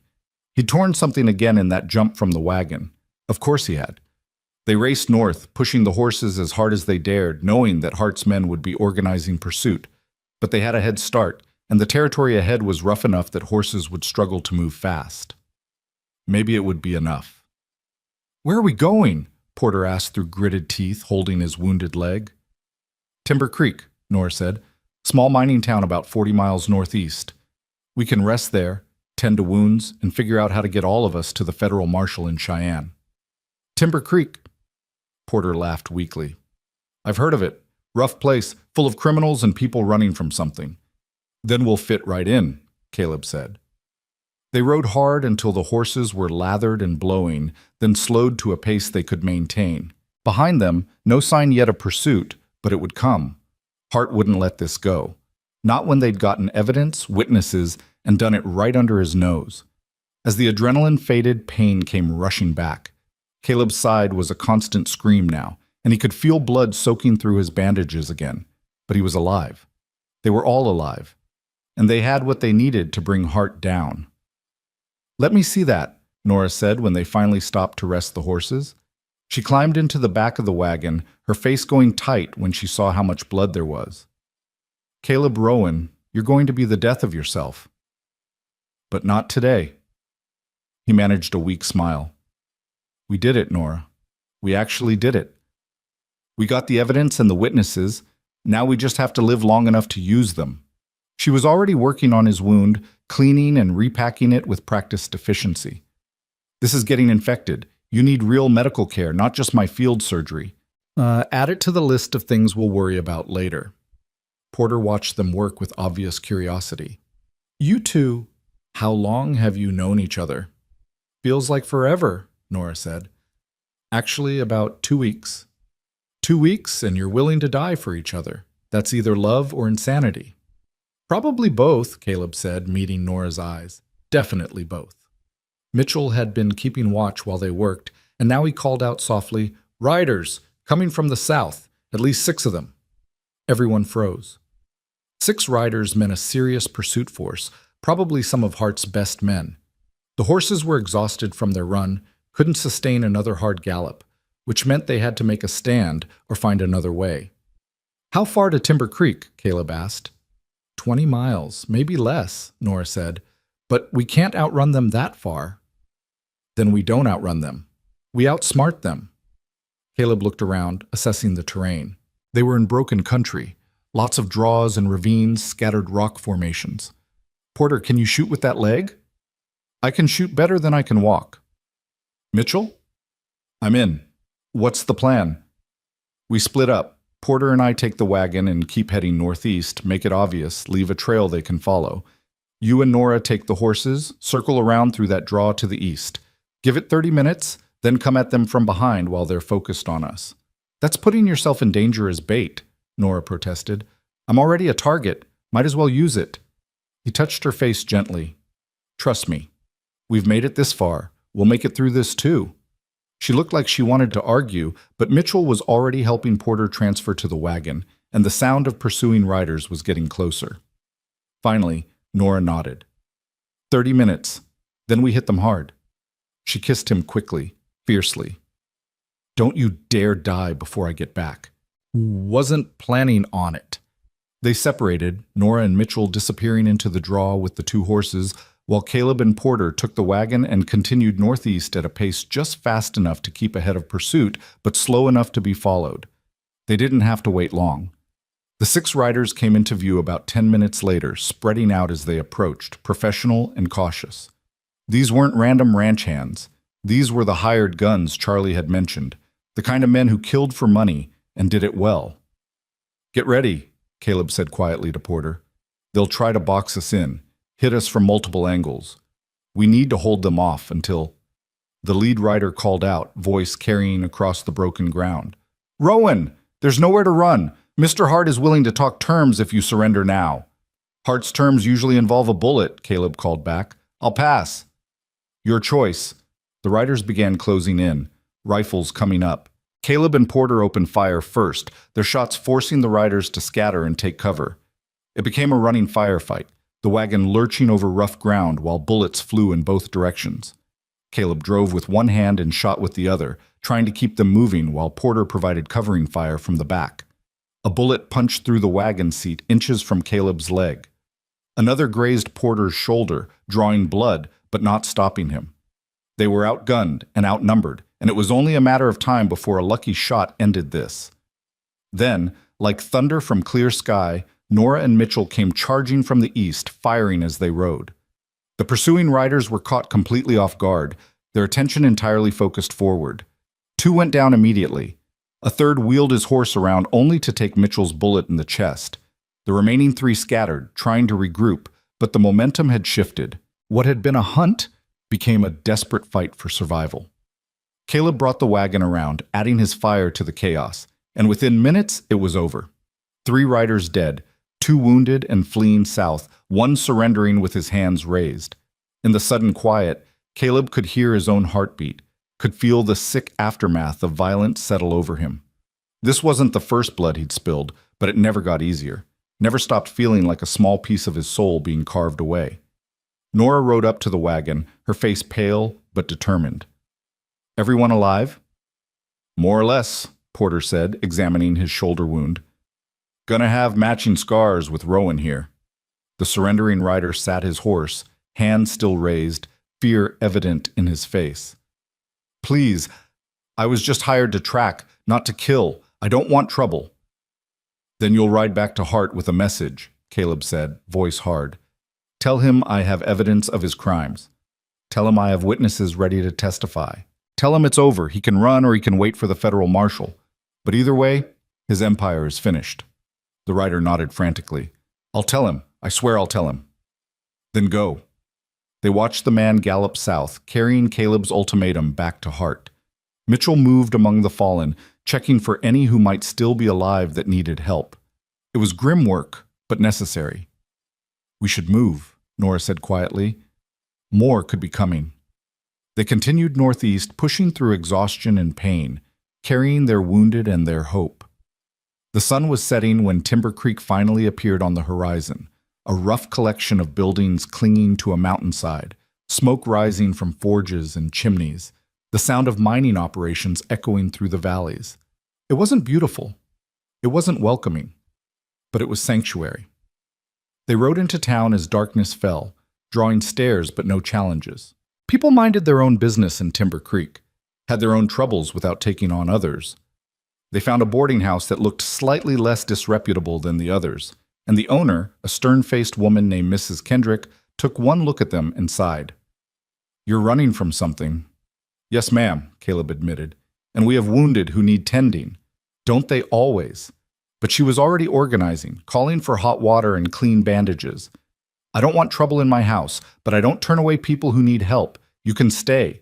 But first sign of violence, first sign you're bringing danger to my other guests, you're out. Understood?"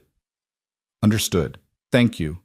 She showed them to rooms, helped tend to Porter's leg wound and Caleb's reopened side. As she worked, she asked no questions, offered no judgments, just efficient care from someone who'd seen enough of life's cruelty to recognize people who'd been through hell. That night, with their wounds cleaned and bandaged, with food in their bellies for the first time all day, the four of them gathered in one of the rooms to talk through what came next.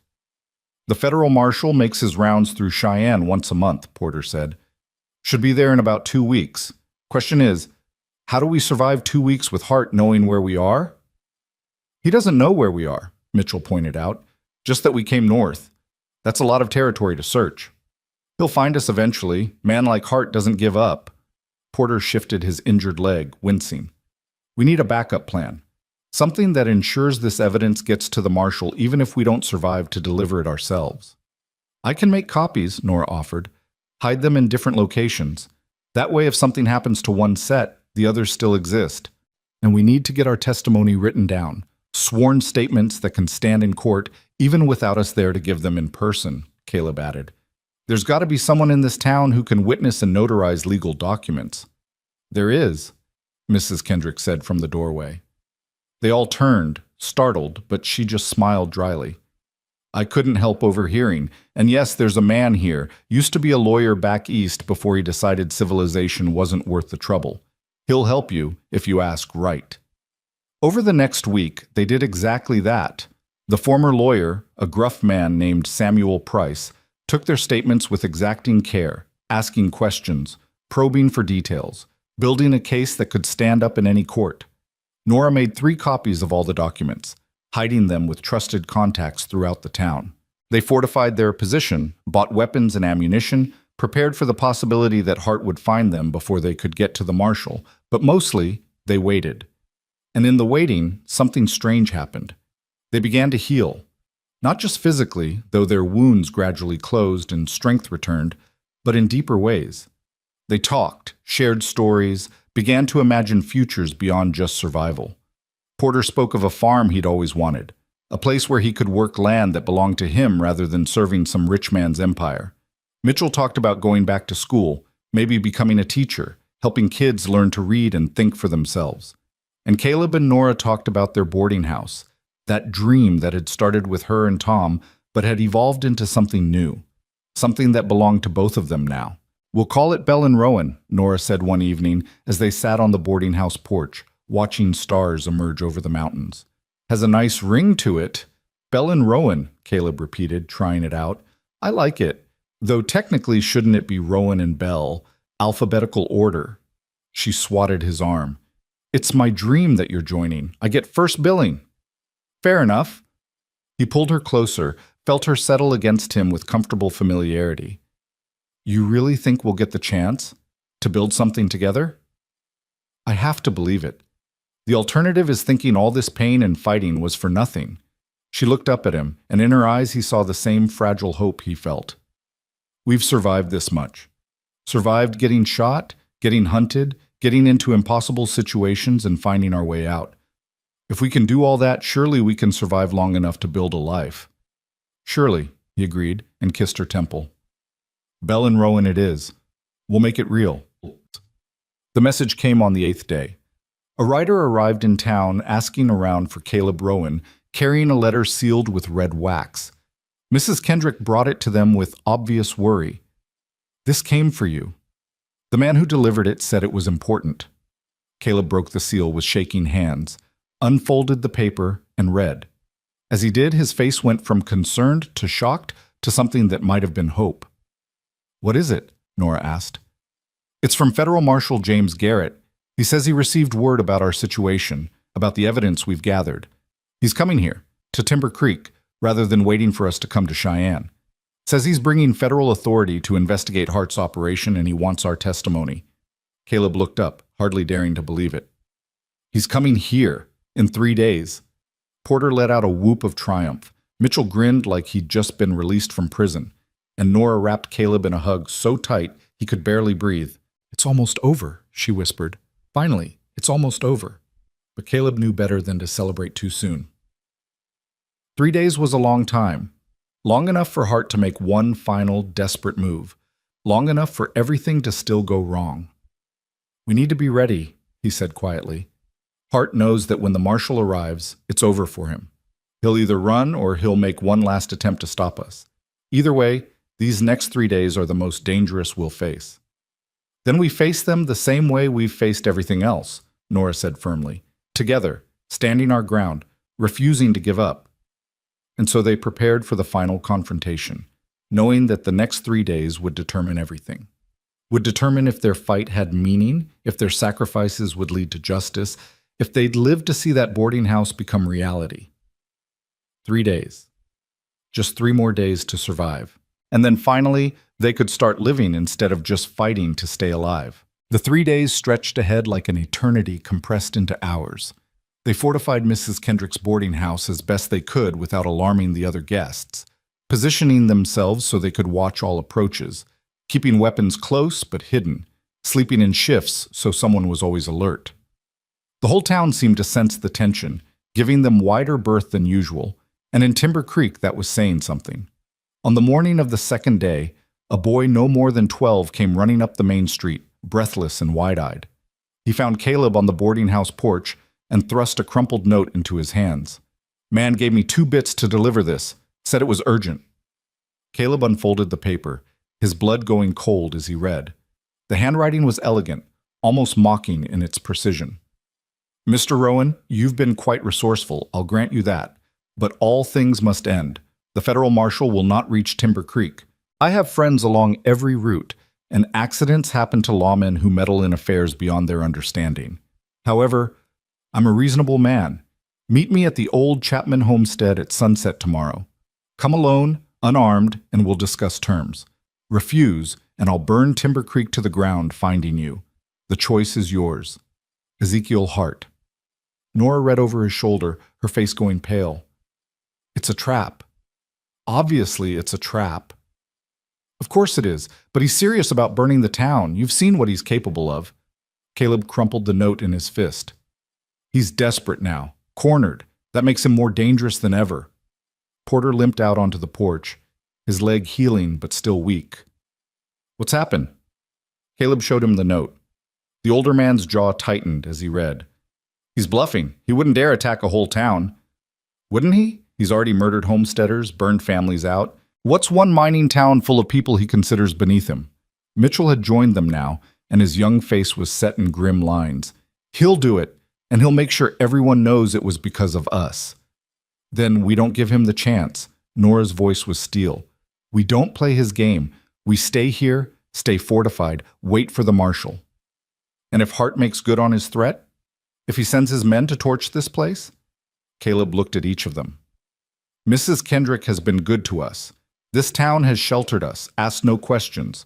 I won't repay that by bringing destruction down on innocent people. So what, you're actually considering meeting him? Nora's voice rose, rare emotion breaking through her usual control. Caleb, he'll kill you. That's the only reason for this meeting. He wants to eliminate you before the marshal arrives. Maybe. Or maybe he really does want to negotiate. Maybe he's realized he can't win this, and he's looking for a way out that doesn't end with him in federal prison.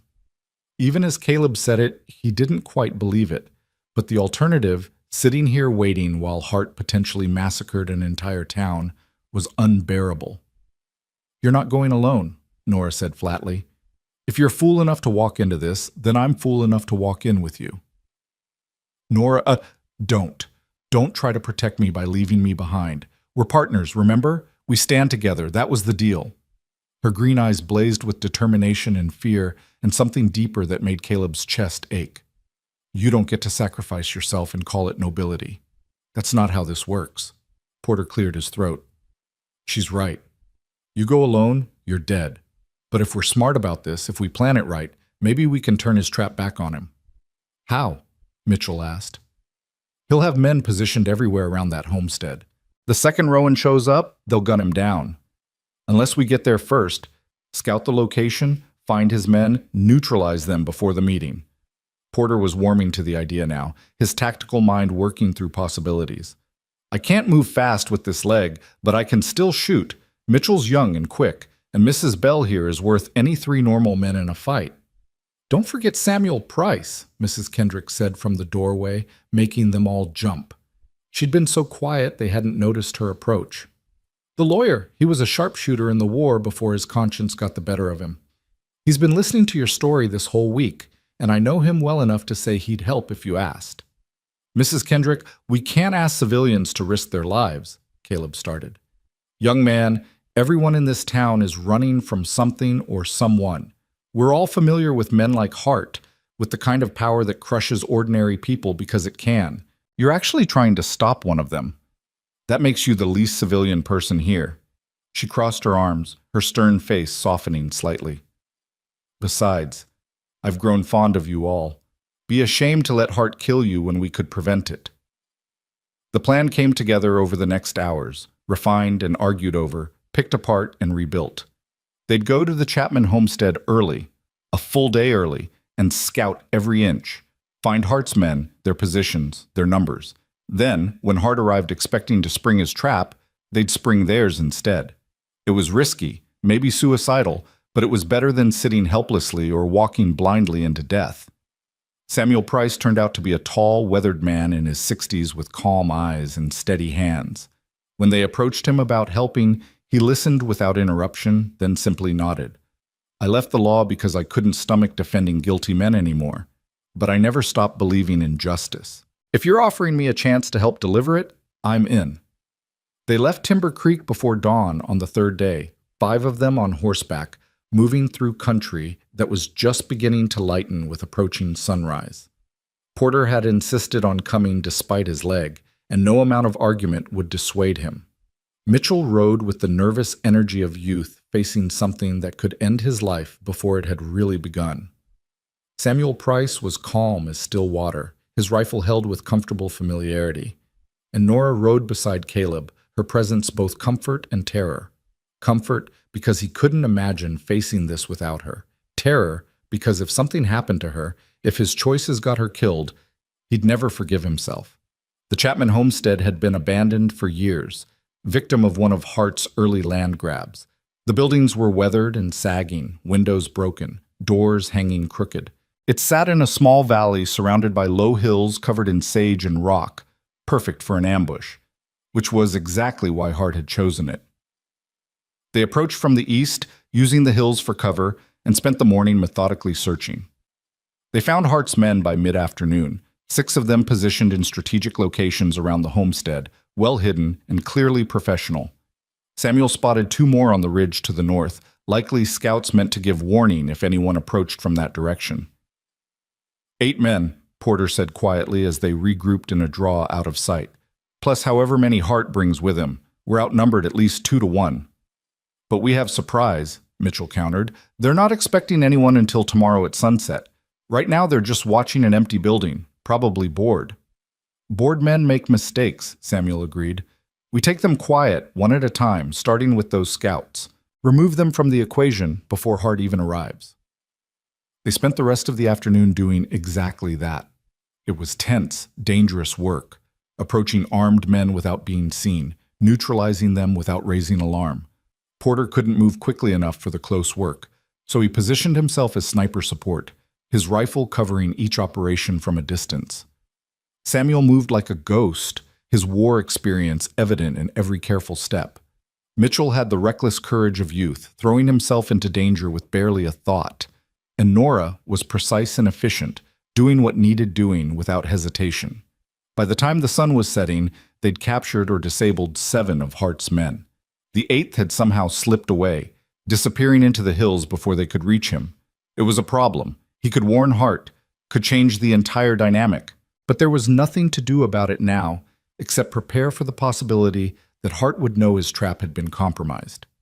They secured their prisoners in the homestead's old root cellar, bound and gagged but alive. Caleb had no desire to kill men who were just following orders, men who might have families, who might be as trapped by Hart's power as anyone else. Let the federal marshal sort them out. Night fell, and they took positions around the homestead, waiting. The moon rose, nearly full, painting everything in silver light. Caleb found himself thinking about the night Nora had found him, how the stars had seemed cold and distant, how he'd thought he was dying alone, how wrong he'd been, how one person's choice to stop, to help, to care, had changed everything. "What are you thinking about?" Nora whispered from beside him. They were sheltered behind the old barn, watching the approach from the south. "About stars, about fate, about how lucky I was that you came along when you did." "Luck had nothing to do with it. I chose to help. You chose to keep fighting. We both chose to stand together." She was quiet for a moment. "Caleb, if this goes wrong tomorrow, if Hart, don't. Let me finish. If this goes wrong, I need you to know that these weeks with you have been the most alive I've felt since Tom died.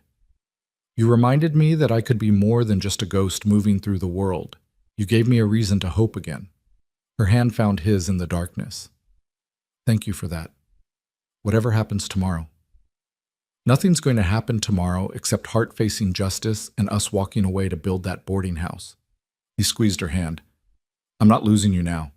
Not when we're so close to actually having a future. Promise me." "I promise." They held watch through the night, trading off with the others, keeping alert for any sign of Hart's approach. Dawn came gray and cold, with low clouds promising rain. By mid-morning, those clouds had made good on their promise, a steady drizzle that made everything miserable but also provided cover, reducing visibility. Hart arrived just after noon, earlier than expected. They heard his approach, horses moving at a trot, men talking in low voices. Caleb risked a look from the barn window and counted at least 12 riders, all armed, Hart in the center looking calm and confident despite the rain. The cattle baron called out when they were about 50 yards from the homestead. "Rowan, I'm here as promised. Show yourself." Caleb stepped out from the barn, rifle in hand but held casually, non-threatening. Behind him, hidden from Hart's view, his companions waited with weapons ready. "I'm here. But you said come alone and unarmed. You brought an army." Hart laughed, the sound carrying clearly in the wet air. "Surely you didn't expect me to be foolish enough to come alone? I'm a practical man, Rowan. I take precautions." He walked his horse closer, his men fanning out behind him. "Where are my men? The ones I positioned around this property?" "Indisposed. They're alive, but they won't be helping you today."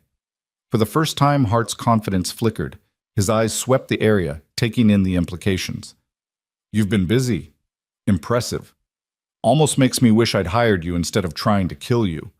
He dismounted, his movements casual, but Caleb could see the tension in his shoulders. "So what now?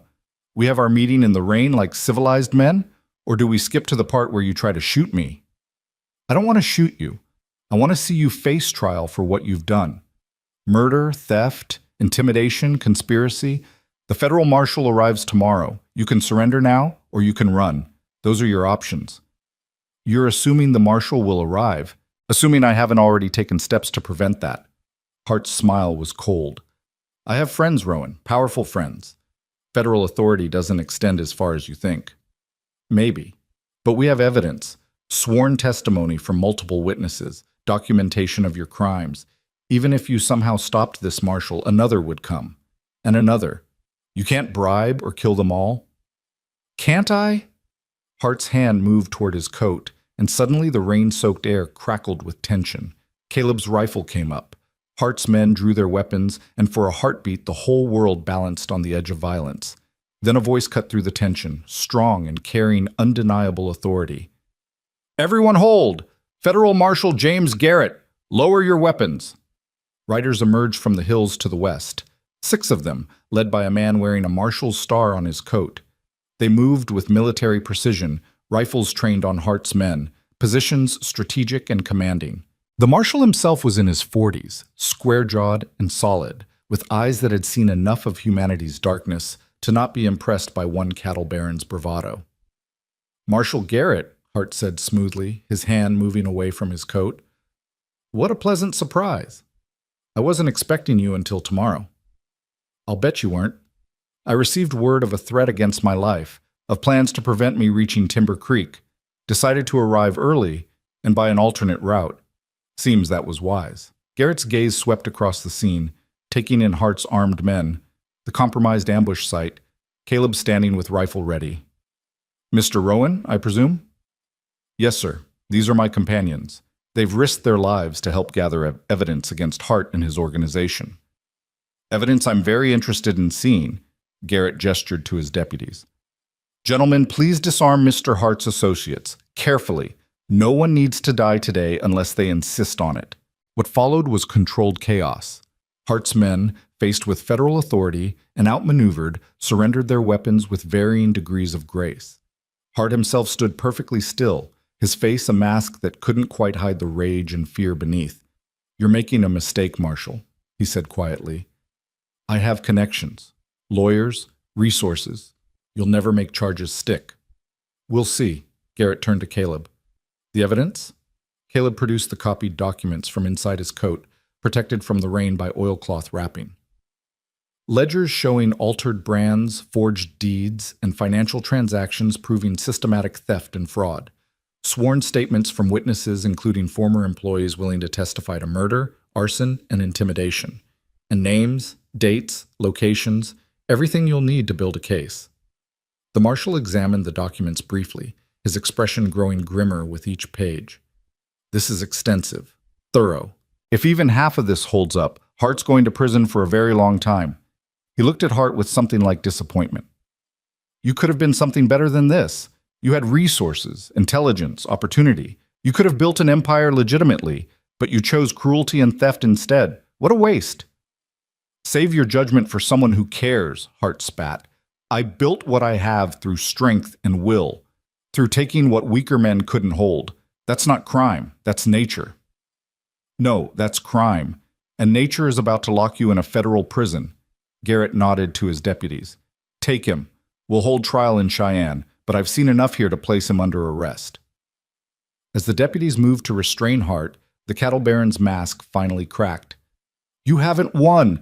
You've just made yourself targets. I have people, connections that reach farther than you can imagine. They'll come for all of you. Then they'll face the same justice you are." Caleb's voice was steady, final. "Your empire is over, Hart. Accept it." They took him away, still shouting threats, his voice fading as the deputies led him toward their horses. His men followed, disarmed and defeated, the fight gone out of them with their leader's capture. In less than an hour, the threat that had dominated Caleb's life for months, that had nearly killed him, that had forced him and Nora to run and fight and bleed, was simply over. Marshal Garrett turned to Caleb and extended his hand. "You did good work here. Dangerous work, but good. These documents will help us dismantle Hart's entire operation. There will be more arrests, more trials, but the heart of it, that's finished today." Caleb shook his hand, feeling the weight of weeks lifting from his shoulders. "Thank you for coming, for believing us. I'd like to say I came purely out of duty, but truth is, I've been hearing rumors about Hart for years. Could never get enough evidence to move against him. You handed me everything I needed on a silver platter." He glanced at Nora, Porter, Mitchell, and Samuel, who'd emerged from their positions. "You all should be proud. You stood against power when most people would have run. That takes real courage." "We did what needed doing," Nora said simply. "Nothing more. If everyone did what needed doing, I'd be out of a job." Garrett smiled briefly. "You'll need to come to Cheyenne in about a month. Give your formal testimony. But for now, go home." Rest. Live your lives without looking over your shoulders. Home. The word echoed in Caleb's mind.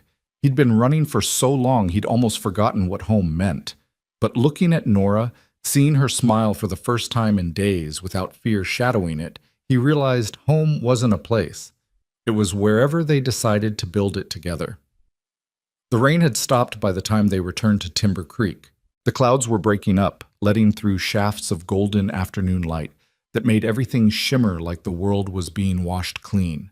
The whole town seemed to know what had happened. News traveled fast in close communities, and people emerged from buildings to watch them ride in, not cheering exactly, but nodding with respect and something like approval.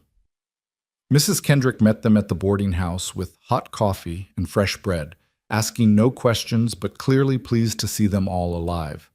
Samuel Price disappeared back to his small office, accepting their thanks with characteristic quiet grace. Porter and Mitchell stayed for the coffee, both looking exhausted but profoundly relieved. "So what now?" Mitchell asked. "Hart's arrested. His organization is collapsing. Where does that leave us?" "Free," Porter said. "For the first time in years, actually free to make our own choices without fear." He looked at Caleb. "I meant what I said about that farm. Small place, maybe just enough land for vegetables and a few chickens. Somewhere I can work for myself. Think I've earned that." "You've earned it 100 times over." Caleb felt genuine warmth toward this man who'd risked everything to help expose Hart's crimes. "What about you, Mitchell?" "School, education. Like I said before." The young man's face held determination. "I want to teach. Help kids understand that they don't have to accept the world as it is, that they can fight for better. You taught me that, Rowan. You and Mrs. Bell. You taught yourself. We just gave you opportunity." Nora smiled at him. "You'll make a fine teacher. Those kids will be lucky to have you." They talked until the sun was setting, making plans, sharing dreams that had seemed impossible just days ago, but now felt within reach. Eventually, Porter and Mitchell left to find their own lodgings, leaving Caleb and Nora alone on the boarding house porch as stars began emerging overhead. "So," Nora said softly, "we actually did it. We survived. Hart's going to prison, and we're here, alive, free to do whatever we want." "Whatever we want," Caleb repeated, testing the words. "That's a dangerous amount of freedom. What do we want?" "I know what I want." She turned to face him, and in the lamplight spilling from the windows, her face was beautiful and certain. "I want that boarding house we talked about, Belle and Rowan. I want to build something good and clean and honest where people can rest safely. I want to wake up every morning knowing I'm making something better instead of just running from something worse. And I want to do it with you." Caleb's heart was so full it felt like it might burst. "I want that too. All of it. But Nora, I need to say something first. Need you to understand what you mean to me. Caleb, please. Let me finish." He took both her hands, held them gently. "When you found me bleeding under those stars, I was ready to die. I'd given up. But you refused to let me quit. You fought for my life when I'd stopped fighting for it myself. And then you stood beside me through everything that followed, the running, the danger, the impossible odds. You saved my life not once, but a dozen times. Not just from bullets, but from hopelessness." Tears were sliding down Nora's cheeks now, catching the lamplight. "You saved me too, from becoming just a ghost, from forgetting how to live. Then let's keep saving each other, every day, for as long as we have." He pulled her close, rested his forehead against hers. "Marry me, Nora Bell. Build this life with me. Not because we're running from something, but because we're running towards something better, together." She laughed through her tears, and it was the most beautiful sound he'd ever heard. "Yes, God, yes, of course, yes." They kissed as the stars wheeled overhead, the same stars that had witnessed so much pain and struggle, now bearing witness to joy, to hope, to two people who'd found each other in darkness and chosen to walk toward light together. When they finally pulled apart, both were smiling wide enough to hurt. "When?" Nora asked. "When do we do this?" "Soon. After we testify in Cheyenne, after we're sure Hart's going to stay locked up. Then we find our place. Timber Creek's as good as anywhere, and we build our boarding house, our home, our life. Bell and Rowan. Bell and Rowan, he agreed. Open to travelers, outcasts, anyone who needs a safe place to rest. We'll make it everything we dreamed. Everything and more. The next month passed in a blur of activity and adjustment. They traveled to Cheyenne and gave their testimony at Hart's trial, watching as the man who'd terrorized 3 counties was sentenced to 20 years in federal prison. His assets were seized, his lands redistributed to the families he'd stolen from. Justice wasn't perfect. It couldn't bring back the dead or undo years of suffering, but it was something. It was closure. Porter bought his small farm just outside Red Fork, and Charlie Dawes visited often, the 2 old men finding friendship and shared survival. Mitchell enrolled in a teaching program in Cheyenne, already planning how he'd help shape young minds toward justice and courage. And Samuel Price returned to Timber Creek, occasionally helping with legal matters, but mostly just enjoying his chosen exile from a world that had exhausted him. Caleb and Nora stayed in Timber Creek, drawn to the town that had sheltered them in their darkest hour. They found a property on the eastern edge, a sturdy 2-story building that had once been a hotel before the mining declined. It needed work, but the bones were good, and the price was right. They spent late summer and early fall renovating, turning the neglected building into something warm and welcoming. They stripped old wallpaper and replaced it with fresh paint. They fixed sagging floors and broken windows. They bought beds and linens, tables and chairs, everything needed to make guests comfortable. Mrs. Kendrick helped with advice and sometimes with her own hands, claiming she had nothing better to do and enjoying the company. On a crisp October morning, they held a small ceremony in the meadow behind the building. Porter came from his farm. Mitchell traveled from Cheyenne. Charlie Dawes stood up as witness. Samuel Price officiated. His rusty legal authority pressed into service one more time. And Mrs. Kendrick watched with the satisfaction of someone who'd known all along how this story would end. Nora wore a simple dress the color of Wyoming sky, with wildflowers in her hair. Caleb wore new clothes that actually fit, feeling strangely formal and more nervous than he'd been facing Hart's guns. When Samuel asked if they took each other, to have and to hold through whatever came, they both said yes with voices that didn't waver. "I now pronounce you husband and wife," Samuel said with just a hint of his old lawyerly ceremony. "You may kiss your bride." And Caleb did, holding Nora close while their small gathered family applauded and whistled. When they broke apart, both were grinning like fools, and neither cared who saw it.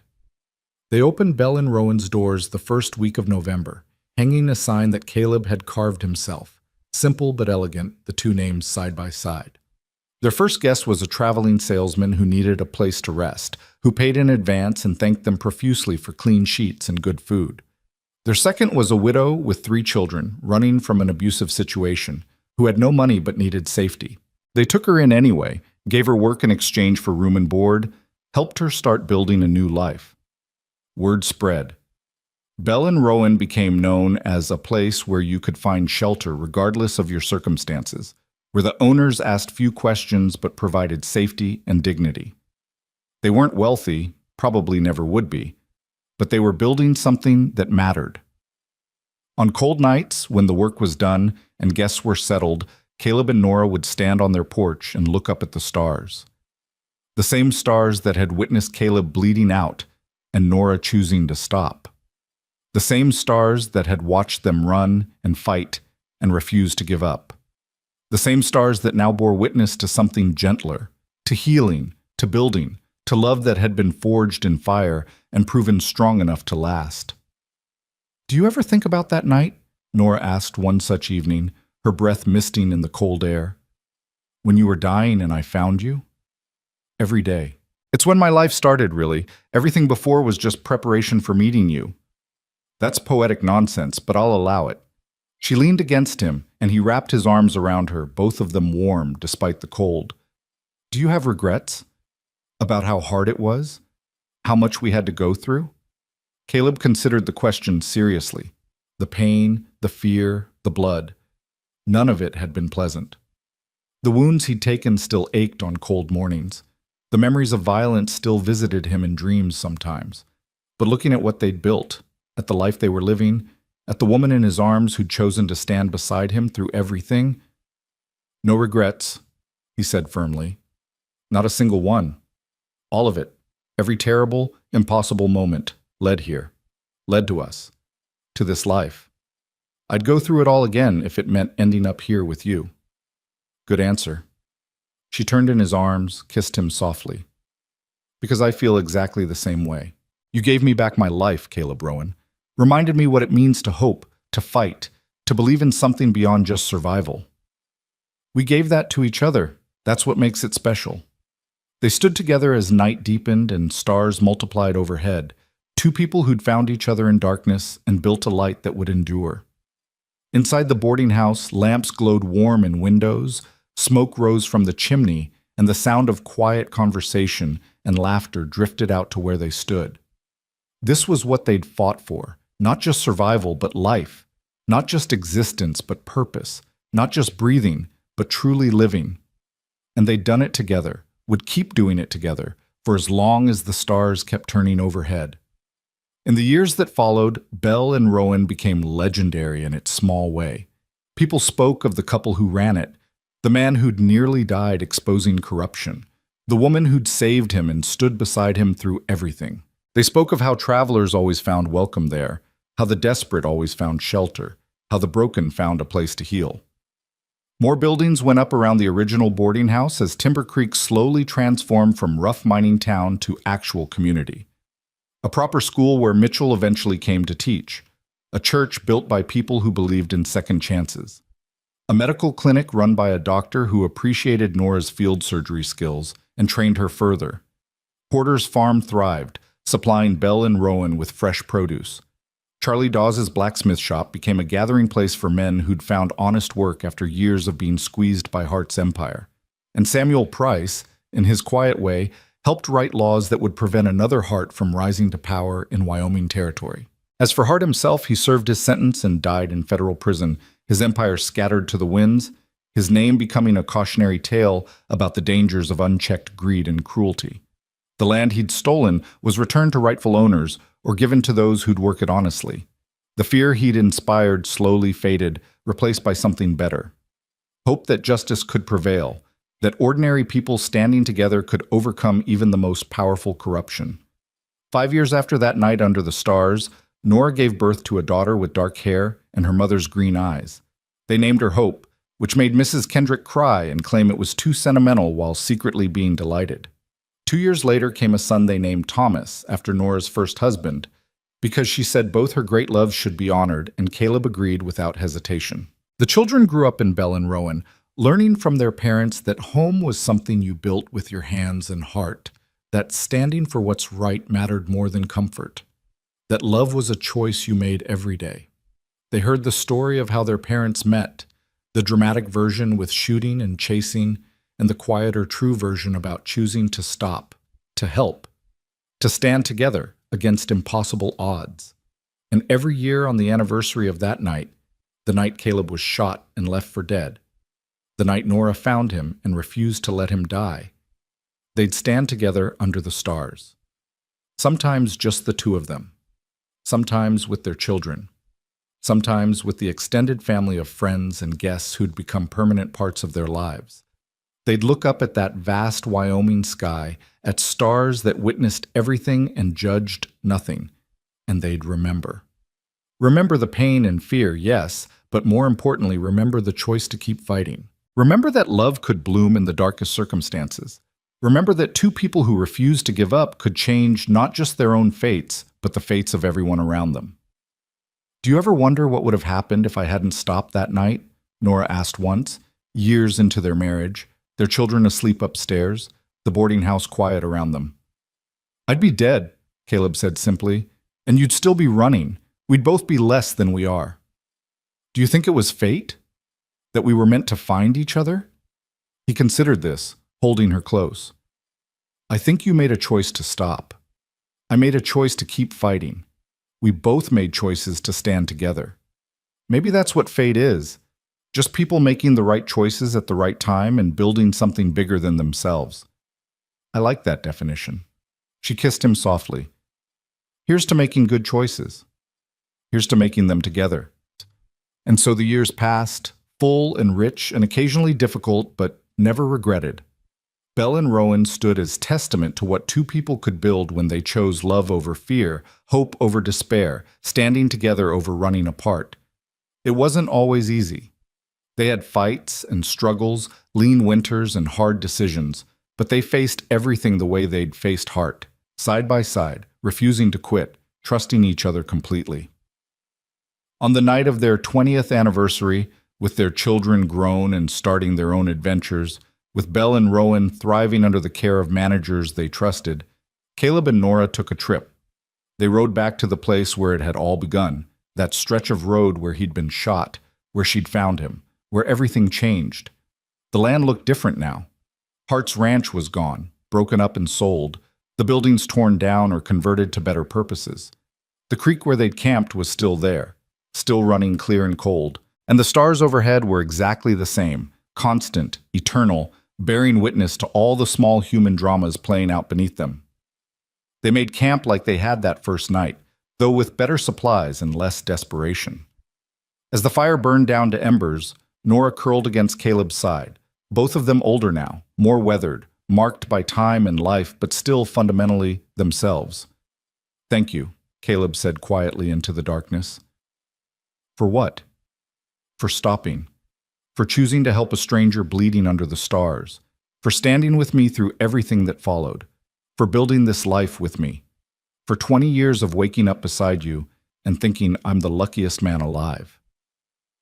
Nora was quiet for a moment, and when she spoke, her voice was thick with emotion. "You saved me as much as I saved you. Gave me reason to stop running, to build instead of just survive. Reminded me that life could be about more than just enduring. That's the greatest gift anyone ever gave me." They lay together under those same stars that had witnessed their beginning, grateful for the path that had led them here, for every trial that had forged them into who they were, for the simple, profound miracle of having found each other in darkness and built a life full of light. The cowboy had been left bleeding under the stars, yes, but she had found him, and she had stayed. And that choice, that one simple choice to stop and help and stand together, had changed everything, had saved 2 lives, had built a home, had created a family, had proved that love forged in hardship could withstand anything. And in the morning, they'd ride back to Timber Creek, back to Belle and Rowan, back to the life they'd built together from nothing but courage and stubborn refusal to give up, back to proof that sometimes the worst nights lead to the best mornings. Back to the truth that some things are worth fighting for, and the best things are worth fighting for together. The stars wheeled overhead, ancient and indifferent and beautiful, and beneath them, 2 people who'd survived impossible odds and built something beautiful from the wreckage held each other close and slept peacefully, knowing that whatever tomorrow brought, they'd face it the same way they'd faced everything else. Together. Always together. Until the stars themselves burned out and faded, leaving only the light of the life they'd built, a light that would endure long after they were gone, in the children they'd raised, the lives they'd touched, the story they'd lived that would be told and retold around Wyoming campfires for generations to come. The story of the cowboy who was left bleeding under the stars, and the woman who found him and stayed. The story of Belle and Rowan. The story of 2 people who proved that love and courage could overcome anything. The story of how, sometimes, the best things in life come from the worst moments. If you're brave enough to keep fighting, strong enough to stand together, and wise enough to recognize that home isn't where you're from. It's who you're with, and it's what you build together when you refuse to let darkness win. Their story. Complete, perfect, true.